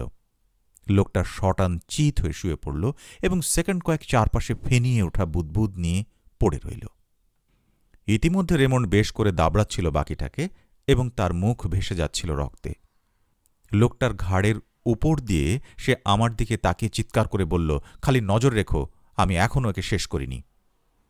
চিৎকার করে বললাম, সাবধান, ওর কাছে ছুরি আছে। চিৎকারটা একটু দেরিতে হয়েছে। লোকটা ইতিমধ্যে রেমন্ডের হাতে এবং আমার মুখে ছুরি বসিয়ে দিয়েছে। ম্যাসন লাফিয়ে এগিয়ে এলো। অন্যজন পানি থেকে উঠে এসে দাঁড়াল ছুরি হাতে ধরা লোকটার পিছে। নড়বার সাহস পেলাম না আমরা। আমাদের দিক থেকে নজর না সরিয়ে এবং ছুরিটার সামনে ধরে লোক দুটো আস্তে আস্তে পিছু হটতে লাগল। যখন তারা বেশ নিরাপদ দূরত্বে, তখন পেছন ফিরে দে দৌড়। প্রখর রোদের নিচে আমরা নিস্পন্দ হয়ে দাঁড়িয়ে রইলাম। রক্ত ঝরছিল রেমন্ডের হাতের ক্ষত থেকে। মোচড়াচ্ছিল সে কনুয়ের উপরের দিকটা। ম্যাসন বলল, একজন ডাক্তার আছেন যিনি প্রতি রোববার এখানে কাটান। রেমন্ড বলল, বেশ, চলো তার কাছে যাওয়া যাক। কথা বলতে পারছিল না সে, কারণ তার মুখের অন্য ক্ষত থেকে রক্তের বুদবুদ উঠছিল। আমরা দুজন দুদিক থেকে তাকে ধরে বাংলোয় নিয়ে এলাম। সেখানে পৌঁছলে সে বলল ক্ষতটা তত গভীর নয় এবং ডাক্তারের কাছে সে হেঁটেই যেতে পারবে। মারি বেশ বিবর্ণ হয়ে গিয়েছিল, আর মাদাম ম্যাসন তো কাঁদছিলেন। ম্যাসন এবং রেমন্ড চলে গেল ডাক্তারের কাছে। আমি রয়ে গেলাম মহিলাদের কাছে ঘটনাটা ব্যাখ্যা করার জন্যে। এ ব্যাপারে আমার তেমন কোনো আগ্রহ ছিল না, তাই কিছুক্ষণ পরে বিরক্ত হয়ে সমুদ্রের দিকে তাকিয়ে সিগারেট টানতে লাগলাম। ম্যাসনের সঙ্গে রেমন্ড ফিরে এলো প্রায় 1:30টার সময়। হাতে তার ব্যান্ডেজ বাঁধা এবং মুখের এক কোণে একটা স্টিচিং প্লাস্টার। ডাক্তার তাকে আশ্বাস দিয়েছেন জখম গুরুতর কিছু নয়, কিন্তু তাকে বেশ বিষণ্ণ দেখাচ্ছিল। ম্যাসন তাকে হাসাবার চেষ্টা করে বিফল হল। খানিক পর রেমন্ড বলল সে একটু সৈকতে বেড়াতে যাচ্ছে। জিজ্ঞেস করলাম কোথায় যাচ্ছে সে। এতে একটু আমতা আমতা করে সে বলল এই একটু হাওয়া খেতে যাচ্ছি। তখন আমরা, ম্যাসন এবং আমি বললাম তাহলে আমরাও তার সঙ্গে যাব। কিন্তু সে চটে উঠে আমাদের নিজের চরকায় তেল দিতে বলল। ম্যাসন তার অবস্থা দেখে বলল আমাদের জোর করা উচিত নয়। যা হোক, যখন সে বের হল তখন আমি তাকে অনুসরণ করলাম। ঘরের বাইরের অবস্থা তখন জ্বলন্ত চুল্লির মতো এবং সূর্যের আলো আগুনের ফুলকির মতো সমুদ্র আর বালিতে ঝরছে। নিশ্চুপে আমরা হাঁটলাম বেশ কিছুক্ষণ।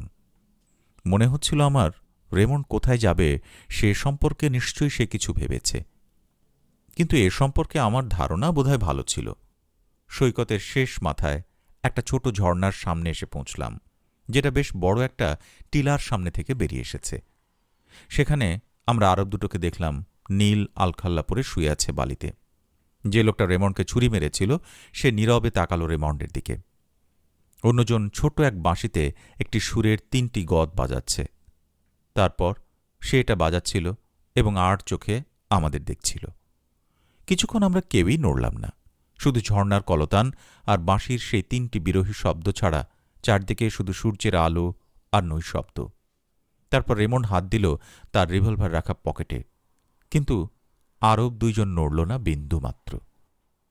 খেয়াল করে দেখলাম যে লোকটা বাজাচ্ছিল তার বিরাট পায়ের পাতা ডান কোণ বরাবর পায়ের কাছে উল্টানো। তখনও তার প্রতিপক্ষের দিকে তাকিয়ে রেমন্ড আমায় জিজ্ঞেস করল শোধটা নিয়ে নেব নাকি। দ্রুত চিন্তা করলাম যদি না বলি তাহলে সে যে অবস্থায় আছে তাতে চটে উঠে হয়তো রিভলভার ব্যবহার করতে পারে। সুতরাং মাথায় এখন যা এলো তাই বললাম। সে এখনও তোমায় কিছু বলেনি, সুতরাং ঠান্ডা মাথায় তাকে গুলি করা অতি নীচ কাজ হবে। আবার কয়েক মুহূর্ত সব চুপ, খালি উষ্ণ ধীর বাতাসে বাঁশির শব্দ আর ঝর্ণার কলতান। রেমন্ড আমাকে বলল বেশ, যদি তুমি তাই মনে করো তবে প্রথমে তাকে কিছু অপমানকর কথা বলবো এবং সে যদি উত্তর দেয় তবে গুলি করব। আমি বললাম ঠিক আছে, কিন্তু যতক্ষণ না সে ছুরি বের করছে ততক্ষণ কোনো গুলি ছোড়ার কোনো অধিকার তোমার নেই। রেমন্ড অস্থির হয়ে উঠছিল। যে লোকটা বাজাচ্ছিল সে তখনও বাজিয়ে চলেছে এবং দুজনই নজর রাখছে আমাদের অবস্থানের দিকে। রেমন্ডকে বললাম শোনো, তুমি ডান দিকেরটা সামলাও আর রিভলভারটা আমাকে দাও। যদি অন্যজন কিছু করে বা ছুরি বের করে তাহলে আমি গুলি করব। রেমন্ড রিভলভারটা যখন আমার হাতের দিল তখন তার সূর্যের আলোয় ঝকমক করে উঠল, কিন্তু তখনও কেউ কিছু করেনি। মনে হচ্ছিল সবকিছু যেন চেপে বসেছে আমাদের উপর, এবং তাই যেন কেউ নড়তে পারছি না। চোখ না নামিয়ে আমরা শুধু নজর রাখছি একে অপরের প্রতি। পুরো পৃথিবী যেন এসে থেমে গেছে সূর্যের আলো আর সমুদ্রের মাঝখানে এই ছোট সৈকতে, নলখাগড়া এবং ঝর্ণার দ্বিগুণ নৈশব্দে। এবং ঠিক তখন আমার মনে হল গুলি করা বা না করা সমান, কারণ ফলাফল একই হবে। তারপর হঠাৎ করে উধাও হয়ে গেল লোক দুজন। টিলার আড়ালে মিলিয়ে গেছে দুজন গিরগিটির মতো। সুতরাং আমি আর রেমন্ড আবার পিছু ফিরে হাঁটা শুরু করলাম। বেশ খুশি মনে হচ্ছিল তাকে, এবং আমাদের ফেরার বাস সম্পর্কে সে কথা বলতে লাগল। বাংলোয় যখন পৌঁছলাম তখন রেমন্ড দ্রুত গতিতে কাঠের সিঁড়ি বেয়ে চলে গেল উপরে, কিন্তু আমি বসে পড়লাম নিচের সিঁড়িতেই। মনে হচ্ছিল রোদ আমার মাথায় বাড়ি মারছে, এবং সেই উপরে ওঠা মহিলাদের কাছে নিজেকে অমায়িক করে তোলাটা মনে হচ্ছিল কেমন যেন দুঃসাধ্য। কিন্তু রোদ এত কড়া যে যেখানে দাঁড়িয়ে আছি সেখানে দাঁড়ানোটাও ছিল কষ্টসাধ্য, আকাশ থেকে ঝরে পড়া এই অন্ধকার আলোর বন্যার নিচে থাকা বা বাইরে যাওয়া একই কথা। কয়েক মুহূর্ত পর আমি সৈকতে ফিরে হাঁটতে শুরু করলাম। যতদূর চোখ যায় ততদূর সেই লাল ঝকঝকে আলো এবং ছোট ছোট ঢেউগুলি খানিক পরপর গড়াগড়ি খাচ্ছে নরম বালিতে। সৈকতের শেষ মাথায় সেই পাথরগুলোর কাছে যখন হেঁটে যাচ্ছিলাম, তখন মনে হচ্ছিল কড়া রোদের জন্যে আমার কপালের দুপাশের শিরা যেন ফুলে উঠছে। এটা যেন চেপে ধরে আমার গতি রুদ্ধ করতে চাচ্ছে, এবং যখনই গরম বাতাসের ঝাপটা আমাকে বাড়ি মারছিল, তখনই আমি দাঁতে দাঁত চেপে পকেটে হাত মুঠি করে প্রত্যেকটি স্নায়ুকে তৈরি রাখছিলাম সূর্য এবং যে অন্ধ করা আলো আমার উপর ঝরছে তাকে প্রতিহত করতে। যখনই বালিতে পড়ে থাকা ঝিনুক বা ভাঙা কাঁচে আলো পড়ে ঝলকে উঠছিল, তখনই আমার চোয়াল হয়ে উঠছিল কঠিন। নিজেকে আমি কাবু হতে দিচ্ছি না। দৃঢ়ভাবে আমি হেঁটে যেতে লাগলাম। সেই কালো ছোট কুঁজের মতো টিলাটা সৈকতের দূরে দেখা যাচ্ছে, ঝকঝকে আলোর বৃত্ত তার চারদিকে, কিন্তু আমি ভাবছিলাম এর পেছনে সেই ঠান্ডা পরিচ্ছন্ন ঝর্ণাটার কথা, আর উৎকণ্ঠিত হয়ে উঠছিলাম বহতা সেই মৃদু কলতান শোনার জন্যে। এই আলোর তীব্রতা, কান্না পাওয়া মহিলা, ক্লান্তি সব কিছু থেকে রক্ষা পাওয়া যাবে সেই টিলার ছায়ায়, ঝর্ণা আর তার শীতল নৈশব্দে। কিন্তু যখনই কাছে পৌঁছলাম তখন দেখি রেমন্ডের সেই আরব ফিরে এসেছে। সে তখন একলা চিত হয়ে শুয়ে আছে, হাত দুটি মাথার পেছনে, মুখটা টিলার ছায়ায়, বাকি শরীর কড়া রোদে। তার কাপড় মনে হচ্ছিল যেন সূর্যের আলোয় সিদ্ধ হচ্ছে। একটু আশ্চর্য হলাম। আমি ভেবেছিলাম ঘটনাটার নিষ্পত্তি হয়ে গেছে, এবং এখানে আসার পথে এই ব্যাপারটার কথা আমার একবারও মনে হয়নি। আমাকে দেখে আরবটি একটু উঁচু হলো এবং হাত ঢোকালো পকেটে। স্বভাবতই পকেটে রেমন্ডের পিস্তলটা চেপে ধরলাম। তারপর আরবটা আবার শুয়ে পড়ল, হাত কিন্তু পকেটেই থাকল। আমি ছিলাম খানিকটা দূরে, 10 গজ হবে, এবং বেশিরভাগ সময়ই তাকে কালো একটা টলটলয়মান বস্তুর মতো মনে হচ্ছিল। মাঝে মাঝে আবার নজরে পড়ছিল আধবোজা পাতার নিচে জ্বলন্ত চোখ দুটো। ঢেউয়ের শব্দগুলিকে মনে হচ্ছিল দুপুর থেকে মদালসা এবং নমিত। রোদ কমেনি, তখনও সেই টিলা পর্যন্ত বিস্তৃত সৈকতকে ঝলসাচ্ছিল। 2 ঘণ্টায় সূর্যের কোনো হেরফের হয়েছে বলে মনে হয় না, যেন নিথর গলানো ইস্পাতের সমুদ্র। লোকটার দিকে নজর রাখছিলাম, এবং দূর দিগন্তে যে একটা স্টিমার যাচ্ছিল আর চোখে সেই চলন্ত বিন্দুটিকে দেখছিলাম। হঠাৎ মনে হলো আমার এখন যা করা দরকার তা হলো পিছু ফিরে চলে যাওয়া এবং এ ঘটনার কথা না ভাবা। কিন্তু পুরো সৈকতটা যেন তাপে টকবক করে পেছন থেকে আমাকে চেপে ধরেছে। ঝর্ণার দিকে কয়েক পা এগিয়ে গেলাম। নড়ল না আরবটা। তখনও আমাদের মধ্যে দূরত্ব খানিকটা আছে। তার মুখের উপর ছায়া পড়ার জন্য মনে হচ্ছিল সে যেন ভেঙচি কাটছে আমার দিকে তাকিয়ে। অপেক্ষা করছিলাম। উত্তাপে আমার গাল যেন ঝলসাচ্ছিল, ঘামের ফোঁটা জমছিল ভুরুতে। মায়ের অন্ত্যেষ্টিক্রিয়ার দিন যেরকম ছিল রোদ, এখনও রোদ ঠিক সেরকম, এবং আমার মনে ঠিক সেরকম একটা অস্বস্তিকর অনুভূতি জাগছিল, বিশেষ করে কপালে। সেখানে মনে হচ্ছিল প্রত্যেকটি শিরা যেন চামড়া ফেটে বেরুবে। আমি আর সহ্য করতে পারছিলাম না। এগিয়ে গেলাম আরেক পা। জানতাম বোকামি হচ্ছে কাজটা, 2-1 পা এগিয়ে গেলেই তো আর সূর্যের আড়াল হব না। তবু 1 পা এগোলাম সামনে, ঠিক 1 পা, আর তখনই আরবটা ছুরি বের করে সামনে ধরল। ইস্পাত থেকে এক ঝলক আলোকরশ্মি লাফিয়ে উঠল, আর আমার মনে হল যেন লম্বা একটা পাতলা ব্লেড স্থির হয়ে আছে আমার কপালে। সে সঙ্গে আরও মনে হল চোখের ভ্রুতে যত ঘাম জমেছিল সেসব চোখ বেয়ে ঝরছে। পানি ও ঘামের পর্দার নিচে চাপা পড়ে গেছে 2 চোখ।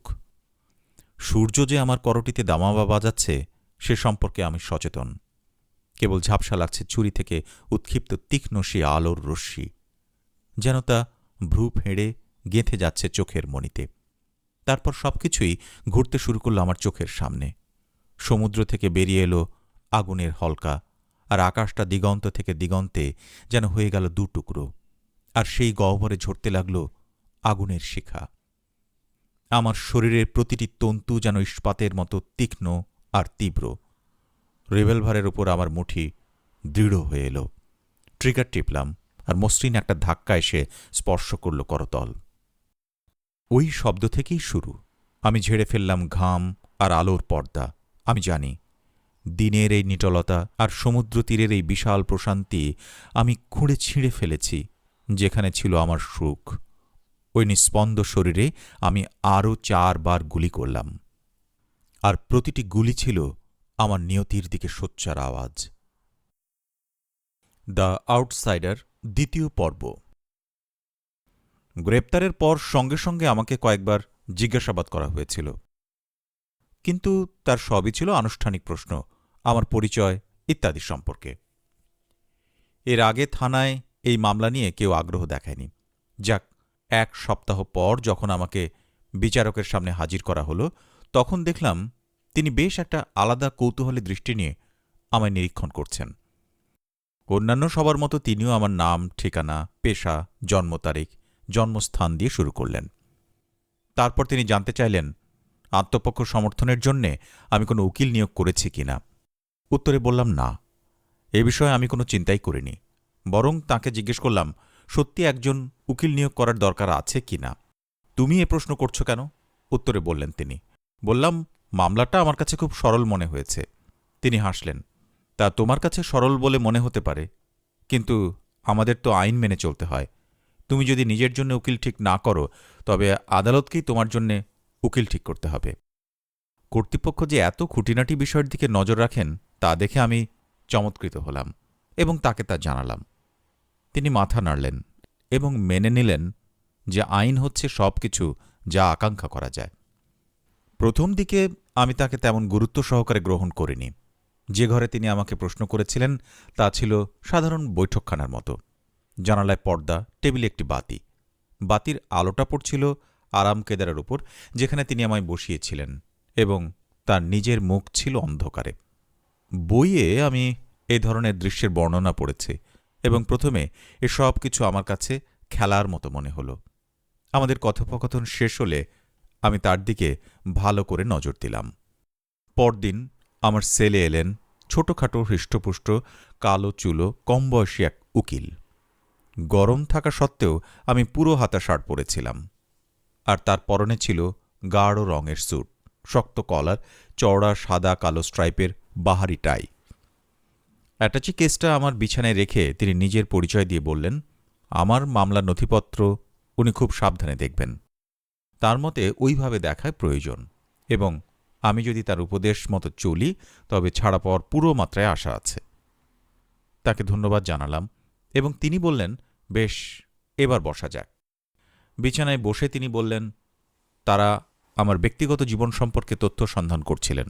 তারা জেনেছেন সম্প্রতি আমার মা মারা গেছেন আশ্রমে। মারিনগোতে তদন্ত হয়েছে এবং পুলিশ জানিয়েছে মার অন্ত্যেষ্টিক্রিয়ায় আমি ভীষণ উদাসীনতা দেখিয়েছি। উকিল ভদ্রলোক বললেন, তোমার বোঝা দরকার ওই ব্যাপারে প্রশ্ন করার বিন্দুমাত্র ইচ্ছা আমার নেই, কিন্তু এর গুরুত্ব আছে, এবং উদাসীনতা এই অভিযোগের বিরুদ্ধে আমি যদি যুক্তি খাড়া করতে না পারি তাহলে তোমার পক্ষ সমর্থন করা মুশকিল হয়ে পড়বে, এবং এই বিষয়ে একমাত্র তুমিই আমায় সাহায্য করতে পারো। তিনি জিজ্ঞেস করলেন, ওই দুঃখজনক ঘটনায় আমি শোকাভিভূত হয়েছিলাম কি না। প্রশ্নটা আমার কাছে অদ্ভুত ঠেকল। ব্যক্তিগতভাবে অন্য কাউকে যদি আমায় এই প্রশ্ন করতে হতো তাহলে আমি আরও বেশি অপ্রস্তুত হতাম। উত্তরে আমি জানালাম, সাম্প্রতিক বছরগুলিতে নিজের অনুভূতির দিকে নজর রাখার অভ্যাসটা নষ্ট হয়ে গেছে। সেজন্য আমি কি উত্তর দেব জানি না। সত্যি করে বলতে গেলে মার আমি বেশ ভক্ত ছিলাম, কিন্তু তার মানে খুব বেশি কিছু নয়, সব স্বাভাবিক লোক। যোগ করলাম, কোনো না কোনো সময় তাদের প্রিয়জনদের মৃত্যুর কথা কম বেশি চিন্তা করে। এখানে আমার উকিল ধাঁধা দিলেন। তাকে ভীষণ বিচলিত মনে হচ্ছিল। তোমাকে আমার কাছে প্রতিজ্ঞা করতে হবে, আদালতে বা বিচারককে তুমি এ ধরনের কোনো কথা বলবে না। তাকে সন্তুষ্ট করার জন্য আমিও প্রতিজ্ঞা করলাম, কিন্তু সঙ্গে সঙ্গে বললাম, আমার শারীরিক অবস্থা আমার চিন্তাভাবনার উপর প্রায়ই প্রভাব বিস্তার করে। যেমন মায়ের অন্ত্যেষ্টিক্রিয়ায় যেদিন যোগ দিয়েছিলাম, সেদিন এতই ক্লান্ত ছিলাম যে আমি আধো ঘুমেছিলাম। সুতরাং ওই সময় কি ঘটেছে তার অনেক কিছুই আমি জানি না। তবে তাকে একটি ব্যাপারে আমি আশ্বস্ত করতে পারি, আমি মার মৃত্যু হোক তা চাইনি। ভদ্রলোক সন্তুষ্ট হলেন বলে মনে হল না। সংক্ষিপ্তভাবে তিনি বললেন, এটা যথেষ্ট নয়। ব্যাপারটা একটু চিন্তা করার পর তিনি জিজ্ঞেস করলেন, ওই দিন আমি আবেগ নিয়ন্ত্রণ করেছিলাম, এ কথাটা তিনি বলতে পারেন কি না? না, আমি বললাম, কথাটা সত্যি হবে না। একটু অবাক হয়ে তিনি তাকালেন আমার দিকে, যেন আমি তার প্রতি খানিকটা বিতৃষ্ণ। তারপর প্রায় শত্রুতাপূর্ণ গলায় জানালেন, তাহলে আশ্রমের প্রধান এবং সেখানকার কয়েকজন কর্মচারীকে সাক্ষী হিসেবে ডাকা হবে এবং তুমি বিপদে পড়বে। কথা শেষ করলেন তিনি। আমি বললাম, আমার বিরুদ্ধে যে অভিযোগ আনা হয়েছে তার সঙ্গে মার মৃত্যুর কোনো সম্পর্ক নেই। তখন তিনি উত্তর দিলেন, এই ধরনের বক্তব্যে বোঝা যায় আইনের মুখোমুখি আমি কোনোদিন হইনি। কিছুক্ষণ পর বেশ বিরক্ত হয়ে তিনি চলে গেলেন। আমি চেয়েছিলাম তিনি আরও কিছুক্ষণ থাকুন, তাহলে হয়তো আমি তাকে বোঝাতে পারতাম যে আমি তার সহানুভূতি চাই। এজন্য নয় যে আমার পক্ষ সমর্থন জোরদার হোক, বরং এভাবে বলা চলে স্বতঃস্ফূর্তভাবে। আমি বুঝতে পেরেছিলাম তাকে আমি অস্বস্তিকর অবস্থায় ফেলেছি এবং তিনি আমাকে প্রতিরোধে ব্যর্থ হচ্ছেন। স্বভাবতই ব্যাপারটা তাকে বিরক্ত করেছিল।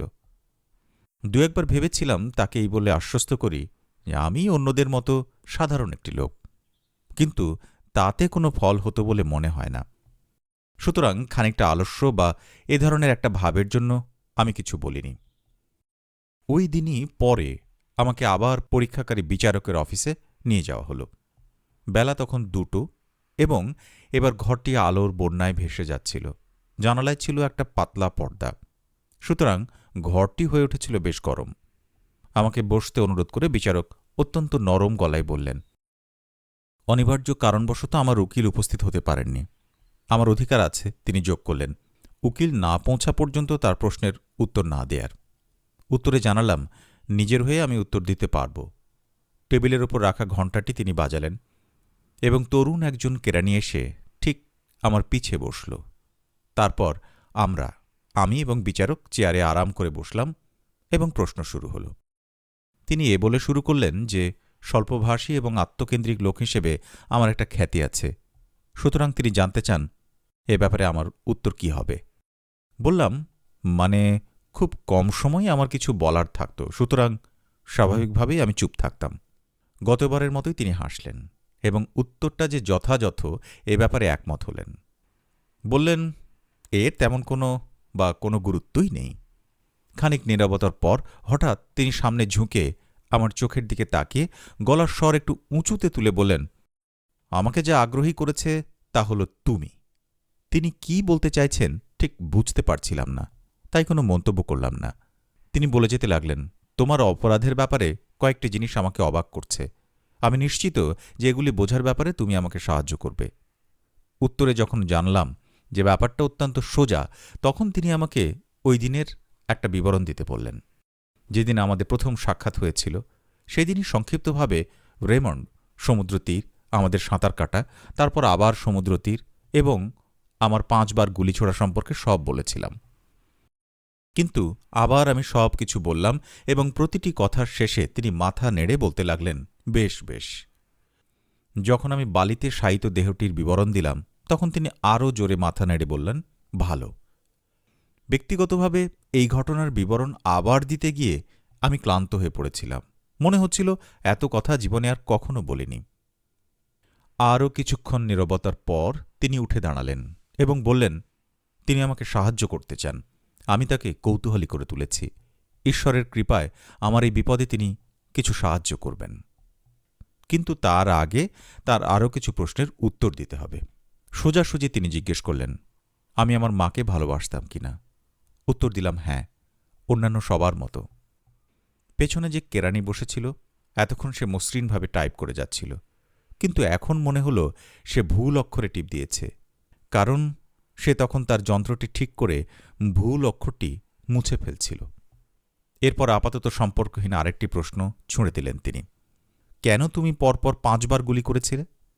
কিছুক্ষণ চিন্তা করলাম, তারপর বললাম, পরপর গুলিগুলো ছোঁড়া হয়নি। প্রথমে 1 বার গুলি ছুঁড়েছি এবং খানিক পর বাকি 4টি। প্রথম এবং দ্বিতীয়বারের মাঝে থেমেছিলে কেন? সব কিছু যেন আমার চোখের সামনে ভেসে উঠল। তীরের রক্তিম আভা, গালের ওপর সেই উষ্ণ তাপের ভাব। এবং এবার আমি কোনো উত্তর দিলাম না। এরপর যে নীরবতাটুকু নামল, ম্যাজিস্ট্রেট ভদ্রলোক ওই সময় অস্থিরভাবে চুলের ভিতর আঙুল চালাতে লাগলেন। একবার অর্ধেক উঠে আবার বসে পড়লেন। অবশেষে টেবিলে কোনোই রেখে একটু ঝুঁকে অদ্ভুতভাবে আমার দিকে তাকিয়ে বললেন, কিন্তু কেন কেন তুমি বালিতে পড়ে থাকা একটি লোককে আবার গুলি করেছিলে? এবারও আমি কোনো উত্তর খুঁজে পেলাম না।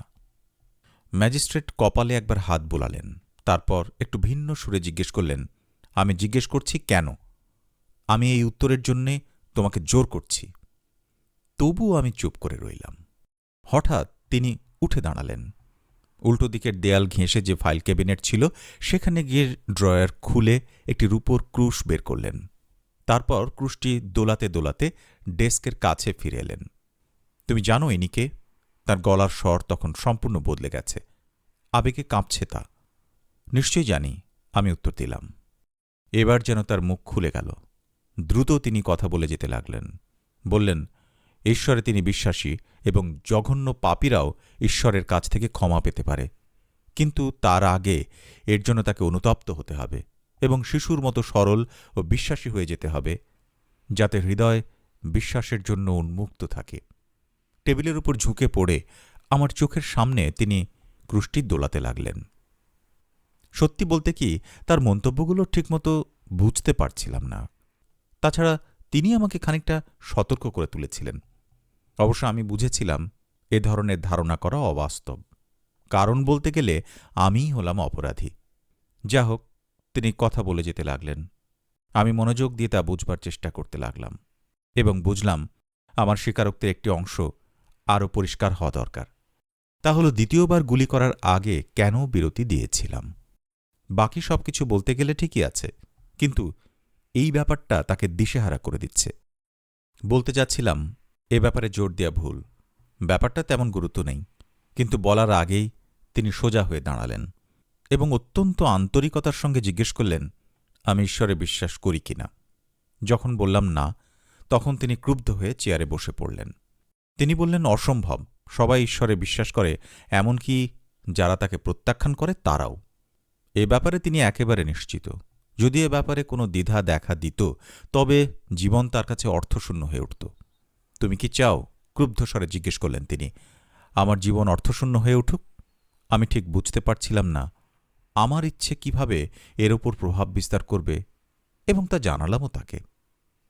আমি যখন কথা বলছিলাম, তখন তিনি আবার ক্রুশটি আমার নাকের সামনে তুলে ধরে চিৎকার করে উঠলেন, আমি যেভাবেই হোক একজন খ্রিস্টান।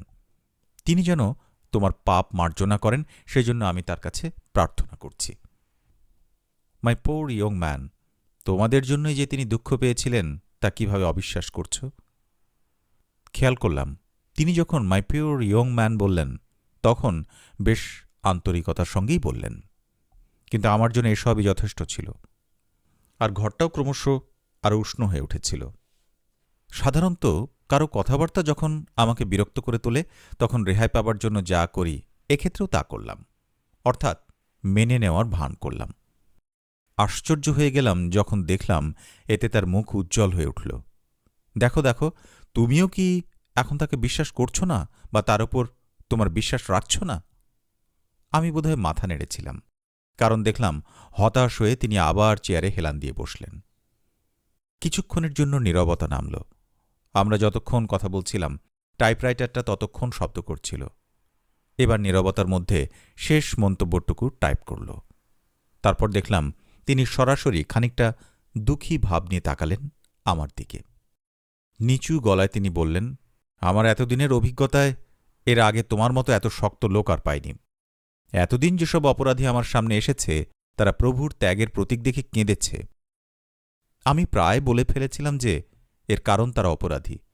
পরে অনুধাবন করলাম যে আমি নিজেও এই শ্রেণীভুক্ত। এই একটি চিন্তার সঙ্গে কিছুতেই আমার সমঝোতা হচ্ছিল না। সাক্ষাৎকার শেষ হয়ে গেছে যেন এই কথা বোঝবার জন্যে ম্যাজিস্ট্রেট উঠলেন। সেই একই রকম বিষণ্ণ স্বরে তিনি জিজ্ঞেস করলেন, যা করেছি তার জন্য কি আমি অনুতপ্ত? কিছুক্ষণ চিন্তা করার পর বললাম, আমি যা অনুভব করছি তা দুঃখ নয়, বরং এক ধরনের বিরক্তি। এর জন্য ভালো প্রতিশব্দ খুঁজে পেলাম না, কিন্তু মনে হল না যে কথাটা তিনি বুঝেছেন। ওই দিন সাক্ষাৎকারে এই সবই ঘটেছিল।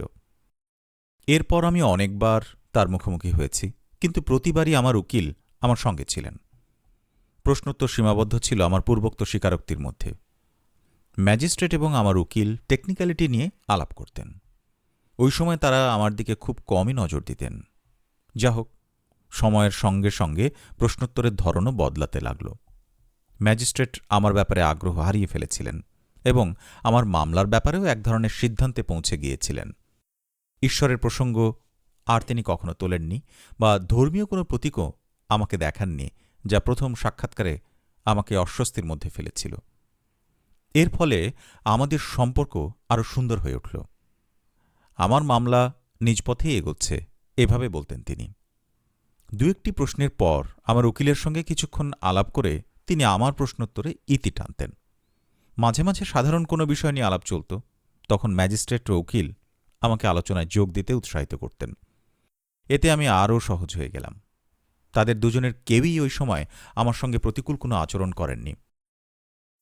সবকিছু এত মসৃণভাবে, এত প্রীতিপূর্ণ পরিবেশে চলতে লাগল যে মাঝে মাঝে এক অবাস্তব ধারণা জন্মাত যে আমরা একই পরিবারের সদস্য।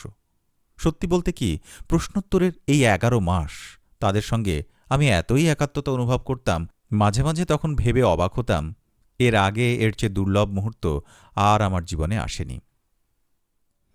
যখন ম্যাজিস্ট্রেট অফিসের দৌড় পর্যন্ত আমার সঙ্গে আসতেন, তখন আমার কাঁধে মৃদু চাপড় মেরে বন্ধুভাবে বলতেন, তাহলে জনাব যিশুবিরোধী, আজকের মতো এখানেই শেষ। এরপর আমাকে ওয়ার্ডারদের হাতে সমর্পণ করা হতো। কিছু কিছু বিষয় আছে যা নিয়ে আমি কখনো কিছু বলার কথা ভাবিনি, এবং জেলে নিয়ে যাওয়ার কয়েকদিন পর মনে হল জীবনের এই পর্যায়টুকু হচ্ছে ওই সব বিষয়ের একটি। যাই হোক, সময় কাটাবার সঙ্গে সঙ্গে মনে হল এই বিতৃষ্ণার কোনো আসল সারবস্তু নেই। সত্যি বলতে কি, আমি যে জেলে আছি এ সম্পর্কেই সচেতন ছিলাম না।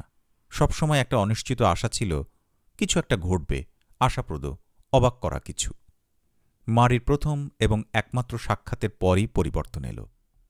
যেদিন আমি তার লেখা একটি চিঠি পেলাম, যাতে সে লিখেছিল তারা তাকে আর আমার সঙ্গে দেখা করতে দেবে না, যেহেতু সে আমার স্ত্রী নয়। সেদিন থেকে বুঝলাম এই সেলই আমার সর্বশেষ আস্তানা, যাকে অনেকে হয়তো বলবে অন্তিমতা। আমার গ্রেপ্তারের দিন তারা আমাকে আরও কিছু কয়েদিদের সঙ্গে, যাদের বেশিরভাগই ছিল আরব, বিরাট এক ঘরে রেখেছিল। আমাকে ঢুকতে দেখে ওরা জিজ্ঞেস করল আমি কি করেছি। বললাম আমি একজন আরবকে খুন করেছি। এটা শুনে ওরা কিছুক্ষণের জন্য চুপ মেরে গেল। আস্তে রাত নেমে এলে ওদেরই একজন দেখিয়ে দিল কিভাবে মাদুর বিছাতে হবে। এক প্রান্ত গুটিয়ে দিলে বালিশের কাজও চলে যায়। সারা রাত অনুভব করলাম মুখের উপর ছারপোকা ঘুরে বেড়াচ্ছে। কয়েকদিন পর আমাকে একলা এক সেলে ঢোকানো হলো, যেখানে দেয়ালের সঙ্গে লাগানো একটি তক্তার বিছানায় আমি শুতাম। অন্য আসবাবের মধ্যে ছিল মলত্যাগের জন্য একটা বালতি আর টিনের একটি বেসিন। সেলটা ছিল একটু উঁচু জমিতে, ফলে ছোট জানালা দিয়ে আমি সমুদ্র দেখতে পেতাম। একদিন শিক ধরে ঝুলে ঢেউয়ের উপর রোদের খেলা দেখছি, এমন সময় ওয়ার্ডার এসে বলল আমাকে একজন দেখতে এসেছেন। মনে হলো নিশ্চয়ই মারি, এবং ঠিক তাই হল। ভিজিটর রুমে যাওয়ার জন্য একটি করিডর, কিছু সিঁড়ি, তারপর আরেকটি করিডর পার হতে হল। ঘরটি বেশ বড়, একটি বড় নিচু জানালা দ্বারা আলোকিত, এবং উঁচু লোহার শিক আড়াআড়িভাবে ঘরটিকে 3 ভাগে ভাগ করেছে। দুটো শিকের মাঝে ব্যবধান প্রায় 30 ফুট, যা বন্দী এবং তার বন্ধুদের মাঝে নোম্যান্স ল্যান্ড হিসেবে কাজ করছে। আমাকে ঠিক মারির বিপরীতে নিয়ে যাওয়া হলো। পরনে ছিল তার ডোরাকাটা পোশাক। আমার পাশের রেলিংয়ের কাছে ছিল আরও ডজনখানেক বন্দী, বেশিরভাগই আরব। মারির দিকে যারা ছিল তারা প্রায় সবাই মূর রমণী। একজন ছোটখাটো বৃদ্ধা এবং টুপি ছাড়া মোটাসোটা একজন মেট্রনের মাঝে মারি জড়সড় হয়ে দাঁড়িয়েছিল। মেট্রনটি অঙ্গভঙ্গি করে তীক্ষ্ণ গলায় কথা বলছিল। সাক্ষাৎ প্রার্থী এবং বন্দীদের মধ্যে দূরত্ব থাকায় আমাকেও গলার স্বর একটু উঁচুতে তুলতে হল। ঘরের মধ্যে ঢোকার পর শূন্য দেয়ালে কথার বুদবুদের প্রতিধ্বনি, সূর্যের আলো যার তীক্ষ্ণ সাদা দ্যুতির বন্যা ভাসিয়ে দিচ্ছিল সবকিছুকে, আমাকে উদ্ভ্রান্ত করে দিল। সেলের নৈশব্দ এবং খানিকটা আঁধারে অভ্যস্ত থাকায় এ অবস্থায় অভ্যস্ত হতে আমার কিছুটা সময় লাগল।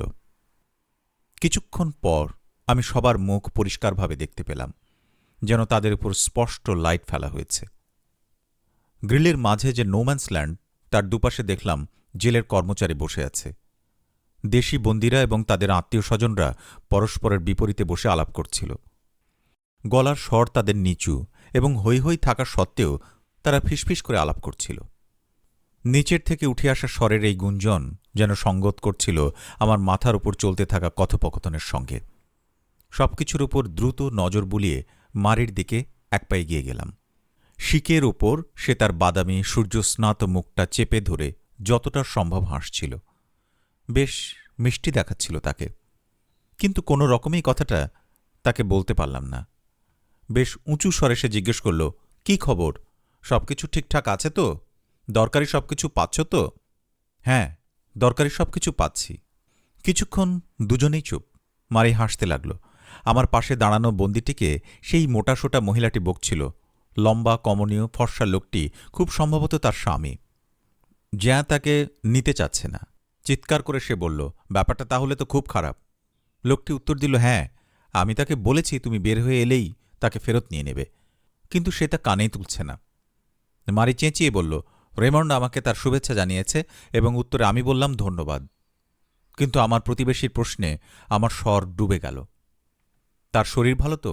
মোটা মহিলাটি হাসলেন। ভালো, সম্পূর্ণ সুস্থ, একেবারে নাদুস নুদুস। অন্যদিকে আমার বাঁ পাশের বন্দী তরুণ, শীর্ণ, হাতগুলি মেয়েদের মতো, একটি কথাও বলেনি। বিপরীত দিকের বৃদ্ধার দিকে সে তাকিয়েছিল এবং তিনি ক্ষুধার্ত এক আবেগের সঙ্গে সেই দৃষ্টি ফিরিয়ে দিচ্ছিলেন।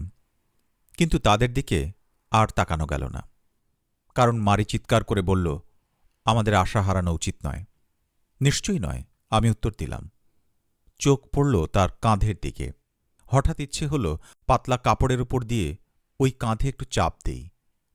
কাপড়টার সিল্কের মতো টেক্সচার আমাকে মুগ্ধ করে তুলেছিল এবং মনে হল মারি যে আশার কথা বলেছে তা যে করেই হোক তা এখানেই কেন্দ্রীভূত।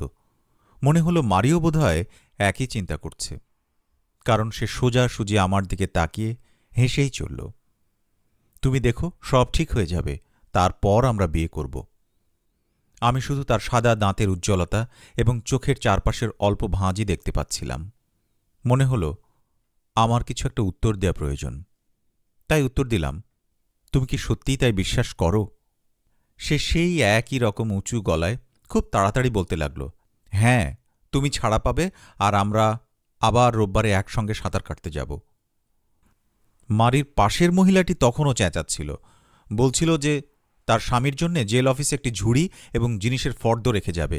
সে যেন ঠিকঠাক মতো সব মিলিয়ে নেয়, কারণ এগুলি কিনতে তার বেশ কিছু খরচ করতে হয়েছে। অন্য পাশের যুবকটি এবং তার মা তখনও একজন আরেকজনের দিকে বিষণ্নভাবে তাকিয়েছিল এবং আরবদের নিচু স্বর আমাদের নিচে গুঞ্জন তুলেছিল। বাইরে আলো যেন আছড়ে পড়েছিল জানালায়, ঢুকে পড়ছিল ভেতরে এবং মুখোমুখি সবার মুখ আবৃত করে দিচ্ছিল যেন এক পরত হলুদ তেলে। আমার একটু বমি বমি লাগছিল। ইচ্ছে করছিল এখান থেকে চলে যাই। পাশের কর্কশ স্বর কানে বাড়ি মারছিল, কিন্তু অন্যদিকে যতক্ষণ সম্ভব ততক্ষণ মারির সান্নিধ্যে থাকতে ইচ্ছে করছিল। কতক্ষণ কেটে গেল খেয়াল ছিল না। একই হাসি মুখ রেখে মারি তার কাজের বিবরণ দিচ্ছিল। এক মুহূর্তের জন্যেও কিন্তু চেঁচামেচি, পরস্পরের সঙ্গে কথা এবং সেই কর্কশধ্বনি বন্ধ হয়ে যায়নি। একমাত্র নীরবতার মরুদ্যান সৃষ্টি করেছিল সেই তরুণটি এবং তার বৃদ্ধা মা, যারা নীরবে একে অপরের দিকে তাকিয়েছিল। তারপর একজন একজন করে আরবদের নিয়ে যাওয়া হল। প্রথম জন চলে গেলে প্রায় সবাই নীরব হয়ে গেল। সেই ছোটখাটো বৃদ্ধা মহিলাটি জেলখানার শিকলটি চেপে ধরলেন এবং ঠিক সেই মুহূর্তে একজন পাহারাদার তার ছেলের কাঁধে টোকা দিল। সে বলল, বিদায় মা। আর সেই মহিলা শিকের ভেতর হাত গলিয়ে আস্তে একটু হাত নাড়লেন। তিনি চলে যাওয়ার সঙ্গে সঙ্গে টুপি হাতে একজন তার জায়গা নিল। একজন বন্দীকে আমার পাশের খালি জায়গা নিয়ে আসা হলে দুজনে আস্তে আস্তে কথা শুরু করল, কারণ ঘরটা তখন আগের চেয়ে অনেক শান্ত। অন্য একজন এসে আমার ডান দিকের লোকটিকে সরিয়ে নিল। তার স্ত্রী চিৎকার করে বলল, যদিও চিৎকার করার কোনো দরকার ছিল না। শোনো, নিজের প্রতি খেয়াল রেখো, তাড়াহুড়ো করে কিছু করো না। এরপর আমার পালা। মারি আমার উদ্দেশ্যে চুমু ছুঁড়ে দিল। চলে আসার সময় পেছন ফিরে তাকালাম। সে তখনও চলে যায়নি। মুখ তার তখনও গরাদের সাঁটা। সে হাসির ভঙ্গিতে ঠোঁট দুটো তখনও আবেগে ফাঁক করা। এর কিছুদিন পর আমি মারির চিঠি পেলাম। আর তখন থেকেই সে সব ব্যাপারে আমি আলোচনা করতে পছন্দ করতাম না। তাই শুরু হল। ব্যাপারগুলো খুব একটা ভয়ঙ্কর কিছু নয়। কোনো কিছুকে বাড়িয়ে বলার ইচ্ছেও আমার ছিল না, এবং অন্যদের তুলনায় আমি কম কষ্ট পেতাম। তবুও সেই পুরনো দিনগুলিতে একটা জিনিস ছিল যা সত্যিই বিরক্তিকর। তা হল স্বাধীন মানুষের মতো চিন্তা। যেমন হঠাৎ সমুদ্রে গিয়ে সাঁতার কাটতে ইচ্ছে করত। পায়ের নিচে ঢেউয়ের মৃদু শব্দ, শরীরে পানির কোমল স্পর্শ এবং এর আনন্দদায়ক অনুভূতির চিন্তা আমাকে আমার সেলের ক্ষুদ্রতা সম্পর্কে আরও সচেতন করে তুলল। অবশ্য এই পর্বটি অল্প কিছুদিন স্থায়ী হয়েছিল। এরপর বন্দির মতো চিন্তা করতাম। জেল প্রাঙ্গণে প্রাত্যহিক ভ্রমণ এবং আমার উকিলের সঙ্গে সাক্ষাৎকারের জন্যে প্রতীক্ষা করতাম। বাকি সময়টুকুও সত্যি সত্যি কাটিয়ে দিতাম। প্রায়ই মনে হতো আমাকে আর কিছু করতে দেয়া ছাড়া শুধু যদি মরা গাছের গুড়ির ভেতর শুইয়ে মাথার উপরে এক টুকরো আকাশ দেখতে বাধ্য করা হতো, তাহলেও আমি হয়তো এতে অভ্যস্ত হয়ে যেতাম। হয়তো আমি পাখিদের অথবা মেঘের আনাগোনা দেখতে অভ্যস্ত হয়ে যেতাম, যেভাবে আমি আমার উকিলের গলার অদ্ভুত নেকটায় নজর করতে অভ্যস্ত হয়ে গেছিলাম।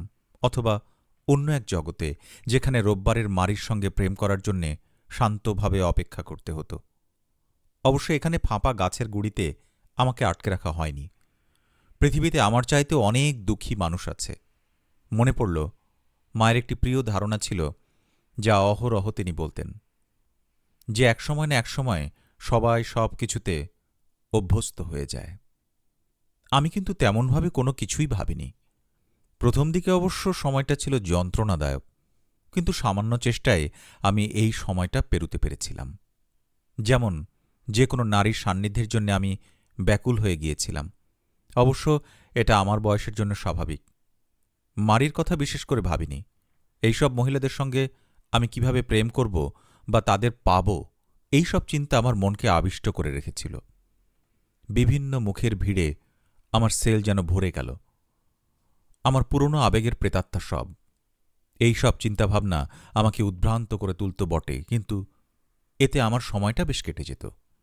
কিছুদিনের মধ্যে প্রধান কারাধ্যক্ষের সঙ্গে আমার বেশ খাতির হয়ে গেল। প্রতিদিন খাবারের সময় তিনি তদারক করতে আসতেন।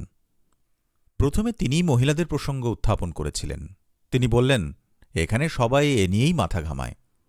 আমি জানালাম যে আমার নিজের বেলাতেও এই ব্যাপার ঘটছে। এটা অন্যায়। আমি যোগ করলাম, এ যেন মরার ওপর খাঁড়ার ঘা। তিনি বললেন, এখানেই তো মজা, আর সেজন্যই তো তোমাদের আটকে রাখা হয়েছে। ঠিক বুঝতে পারলাম না। তিনি বললেন, স্বাধিকার মানে তাই, কিন্তু তোমাদের স্বাধিকার থেকে বঞ্চিত করা হয়েছে। এ জিনিসটা আগে খেয়াল করিনি, কিন্তু এখন তার বক্তব্যটা ধরতে পারলাম। আমি বললাম, সত্যি তো, না হলে তো এটা শাস্তি হতো না। কারাধ্যক্ষ মাথা নাড়লেন। তুমি একটু আলাদা, মাথা খাটাতে পারো, অন্যেরা তাও পারে না। কিন্তু তবুও তারা একটা পথ খুঁজে নেয়, নিজের চেষ্টাই তা করে। এই বলে তিনি আমার সেল ছেড়ে চলে গেলেন। পরদিন আমিও অন্যদের পথ অনুসরণ করলাম। সিগারেটের স্বল্পতাও ছিল এক ধরনের শাস্তি। বন্দী হিসেবে যখন আমাকে আনা হয়েছিল, তখন আমার বেল্ট, জুতো, ফিতা, সিগারেট শুদ্ধ প্যাকেটের যাবতীয় জিনিস নিয়ে নেওয়া হয়েছিল। সেলে রাখার পর আমি আমার সিগারেট ফেরত চাইলাম। তারা জানালো ধূমপান নিষিদ্ধ। এই ব্যাপারটাই আমাকে অসহায় করে দিয়েছিল। এবং সত্যি বলতে কি, প্রায় কয়েকটা দিন আমার খুব খারাপ কেটেছিল। এমনকি তখন আমার কাঠের বিছানা থেকে চেলা ছিঁড়ে চুষেছিলাম পর্যন্ত। সারাদিন ঘরের মধ্যে কাটিয়েছি। মেজাজটা পর্যন্ত খিটখিটে হয়ে গিয়েছিল। কিছুতেই বুঝতে পারছিলাম না কেন আমায় ধূমপান করতে দেয়া হবে না। এটা তো আর কারো ক্ষতি করছে না। পরে কারণটা বুঝলাম। এই কার্পণ্য ছিল আমার শাস্তির একটা অংশ।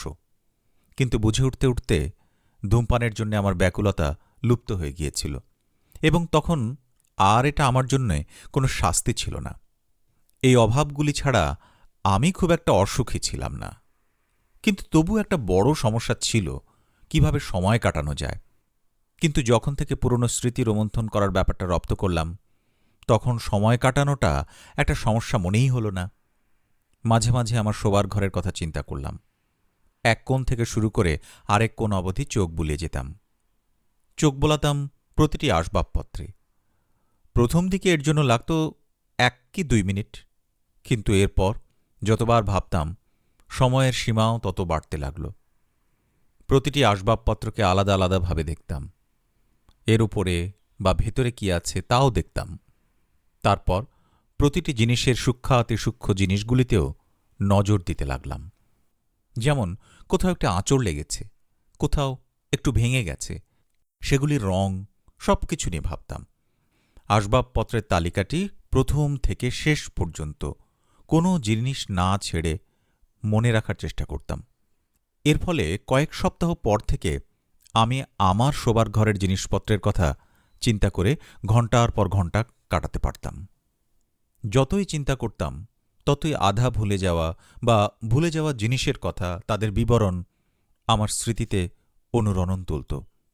এর কোনো শেষ ছিল না। সুতরাং বুঝতে পারলাম, কারো যদি বাইরের জগৎ সম্পর্কে একদিনের অভিজ্ঞতা থাকে, তবে সে অনায়াসে 100 বছর জেলে কাটাতে পারবে। স্মৃতির ফোয়ারা তাকে হতাশ হতে দেবে না। একদিক দিয়ে অবশ্যই এটা ছিল এক ধরনের ক্ষতিপূরণ। তারপর আসে ঘুমের পালা। প্রথম দিকে রাতে আমার ভালো ঘুম হতো না, দিনে তো নাই, কিন্তু আস্তে আস্তে রাতগুলি চমৎকার হয়ে উঠল। দিনেও ঝিমোতে লাগলাম। সত্যি বলতে কি, শেষের দিনগুলিতে 24 ঘণ্টার মধ্যে আমি 16 থেকে 18 ঘণ্টা ঘুমিয়ে কাটিয়েছি। বাকি থাকত 6 ঘণ্টা। এই সময়টা খাবার খেয়ে, প্রাতকৃত্যাদি সেরে, স্মৃতি রমন্থন করে আর চেক গল্পটা পড়ে কেটে যেত। একদিন আমার মাদুরটা উল্টে পাল্টে দেখার সময় নিচের দিকে দেখলাম পত্রিকার এক টুকরো আটকে আছে। পুরনো হয়ে যাওয়ায় কাগজটি হয়ে গেছে বিবর্ণ হলুদ, কিন্তু তবুও অক্ষরগুলি পড়া যাচ্ছিল। গল্পটি ছিল অপরাধ বিষয়ক। গল্পের প্রথম অংশটি ছিল না, তবু অনুমান করে নেওয়া যায় চেকোস্লোভাকিয়ার কোনো গ্রামে এই ঘটনার কিছু অংশ ঘটেছিল। জনৈক গ্রামবাসী ভাগ্যান্বেষণে গ্রাম ছেড়ে বিদেশ যাত্রা করেছিল। 25 বছর পর একজন অবস্থাপন্ন লোক হিসেবে স্ত্রী এবং পুত্রকন্যাদের নিয়ে সে গ্রামে ফিরে আসে। ইতিমধ্যে তার মা ও বোন সে যেখানে জন্মগ্রহণ করেছিল সেখানে একটি ছোট হোটেল খুলে ব্যবসা শুরু করে দিয়েছিল। তাদের অবাক করে দেওয়ার জন্য স্ত্রী পুত্রদের অন্য একটি সরাইখানায় রেখে সে ছদ্মনামে তার মার হোটেলে একটি ঘর ভাড়া করল। তার মা এবং বোন তাকে একেবারেই চিনতে পারেনি। সন্ধে খাবার সময় সে তাদের নিজের টাকার বেশ কিছু দেখালো এবং রাতে তারা হাতুড়ির আঘাতে তাকে হত্যা করল। টাকা পয়সা সরিয়ে নেবার পর তার মৃতদেহটিকে নদীতে ভাসিয়ে দিল। পরদিন সকালে লোকটির স্ত্রী এসে কোনো কিছু না ভেবেই স্বামীর পরিচয় ফাঁস করে দিল। তার মা গলায় দড়ি দিল, বোন একটি কুয়োয় ঝাঁপিয়ে পড়ল। 1000 বার বোধহয় আমি গল্পটি পড়েছিলাম। একদিকে ব্যাপারটা যেমন অবিশ্বাস্য ঠেকত, অন্যদিকে আবার বিশ্বাসযোগ্য মনে হতো। যা হোক, আমার মতে লোকটি নিজেই তার বিপদ ডেকে এনেছিল। এ ধরনের বোকামি করা কারও উচিত নয়। সুতরাং দীর্ঘ সময় ঘুমিয়ে, স্মৃতিচারণ করে, খবরের কাগজের টুকরোটা পড়ে, আলো আধারের স্রোতে দিনগুলি কেটে যেতে লাগল। আগে পড়েছিলাম, জেলে থাকলে সময়ের হিসেব রাখা যায় না। অবশ্য এগুলি আমার কাছে তেমন অর্থ নিয়ে দাঁড়ায়নি। দিনগুলি ছোট কি বড় বুঝতাম না। সন্দেহ নেই দিনগুলি বড় ছিল, কিন্তু একটি আরেকটির সঙ্গে মিশে যেত, এসব নিয়ে আমি ভাবিনি। দুটো শব্দ তখনও আমার কাছে অর্থবোধক ছিল, গতকাল এবং আগামীকাল। একদিন যখন ওয়ার্ডার এসে জানাল জেলে আমার 6 মাস কেটে গেছে, তখন তাকে বিশ্বাস করলাম, কিন্তু শব্দগুলি আমার মনে কোনো প্রতিক্রিয়া সৃষ্টি করল না। আমার কাছে মনে হল, যেদিন থেকে সেলে আছি সেদিন থেকে এ পর্যন্ত ওই একটি দিনই কেটেছে এবং আমিও সবসময় একটি কাজই করছি। কারাধ্যক্ষ চলে যাবার পর টিনের পেয়ালাটা পরিষ্কার করে তাতে নিজের মুখ দেখলাম। নিজের মুখাবয়ব খুব সিরিয়াস মনে হচ্ছিল, এমনকি যখন আমি হাসবার চেষ্টা করলাম তখনও। বিভিন্ন কোণ থেকে পেয়ালাটা ধরে মুখ দেখলাম, কিন্তু বারবারই সিরিয়াস বিষণ্ণ একটি চেহারা তাতে ফুটে উঠল। সূর্য অস্ত যাচ্ছে, এবং এই সময়টার কথা না বললেই ভালো। সময়টার নাম দিয়েছিলাম নামহীন সময়। এই সময় বন্দিশালার চারদিক থেকে শব্দগুলি যেন সতর্ক মিছিলের মতো উঠে আসত। খোলা জানালায় দাঁড়িয়ে দিনের শেষ আলোয় আবার নিজের মুখের প্রতিচ্ছবির দিকে তাকালাম। আগের মতোই সিরিয়াস। অবশ্য আশ্চর্যের কিছু ছিল না, কারণ তখন আমি নিজেই সিরিয়াস ছিলাম। কিন্তু এই সময় এমন কিছু শুনলাম যা গত কয়েক মাস শুনিনি। একটি গলার স্বর, আমার নিজের। এতে আর কোনো ভুল ছিল না। বুঝতে পারলাম গত কয়েক দিন ধরে এই স্বরধ্বনিই আমার কানে গুঞ্জন তুলেছে। তার মানে এ কয়দিন সারাক্ষণ আমি নিজের সঙ্গে কথা বলছি। তখন আমার পুরনো একটি কথা মনে হল। মার অন্ত্যেষ্টিক্রিয়ায় সেই নার্সটি মন্তব্য করেছিল, না, আর কোনো উপায় নেই, এবং কেউ কল্পনাও করতে পারবে না বন্দিশালার বিকেলটা কেমন।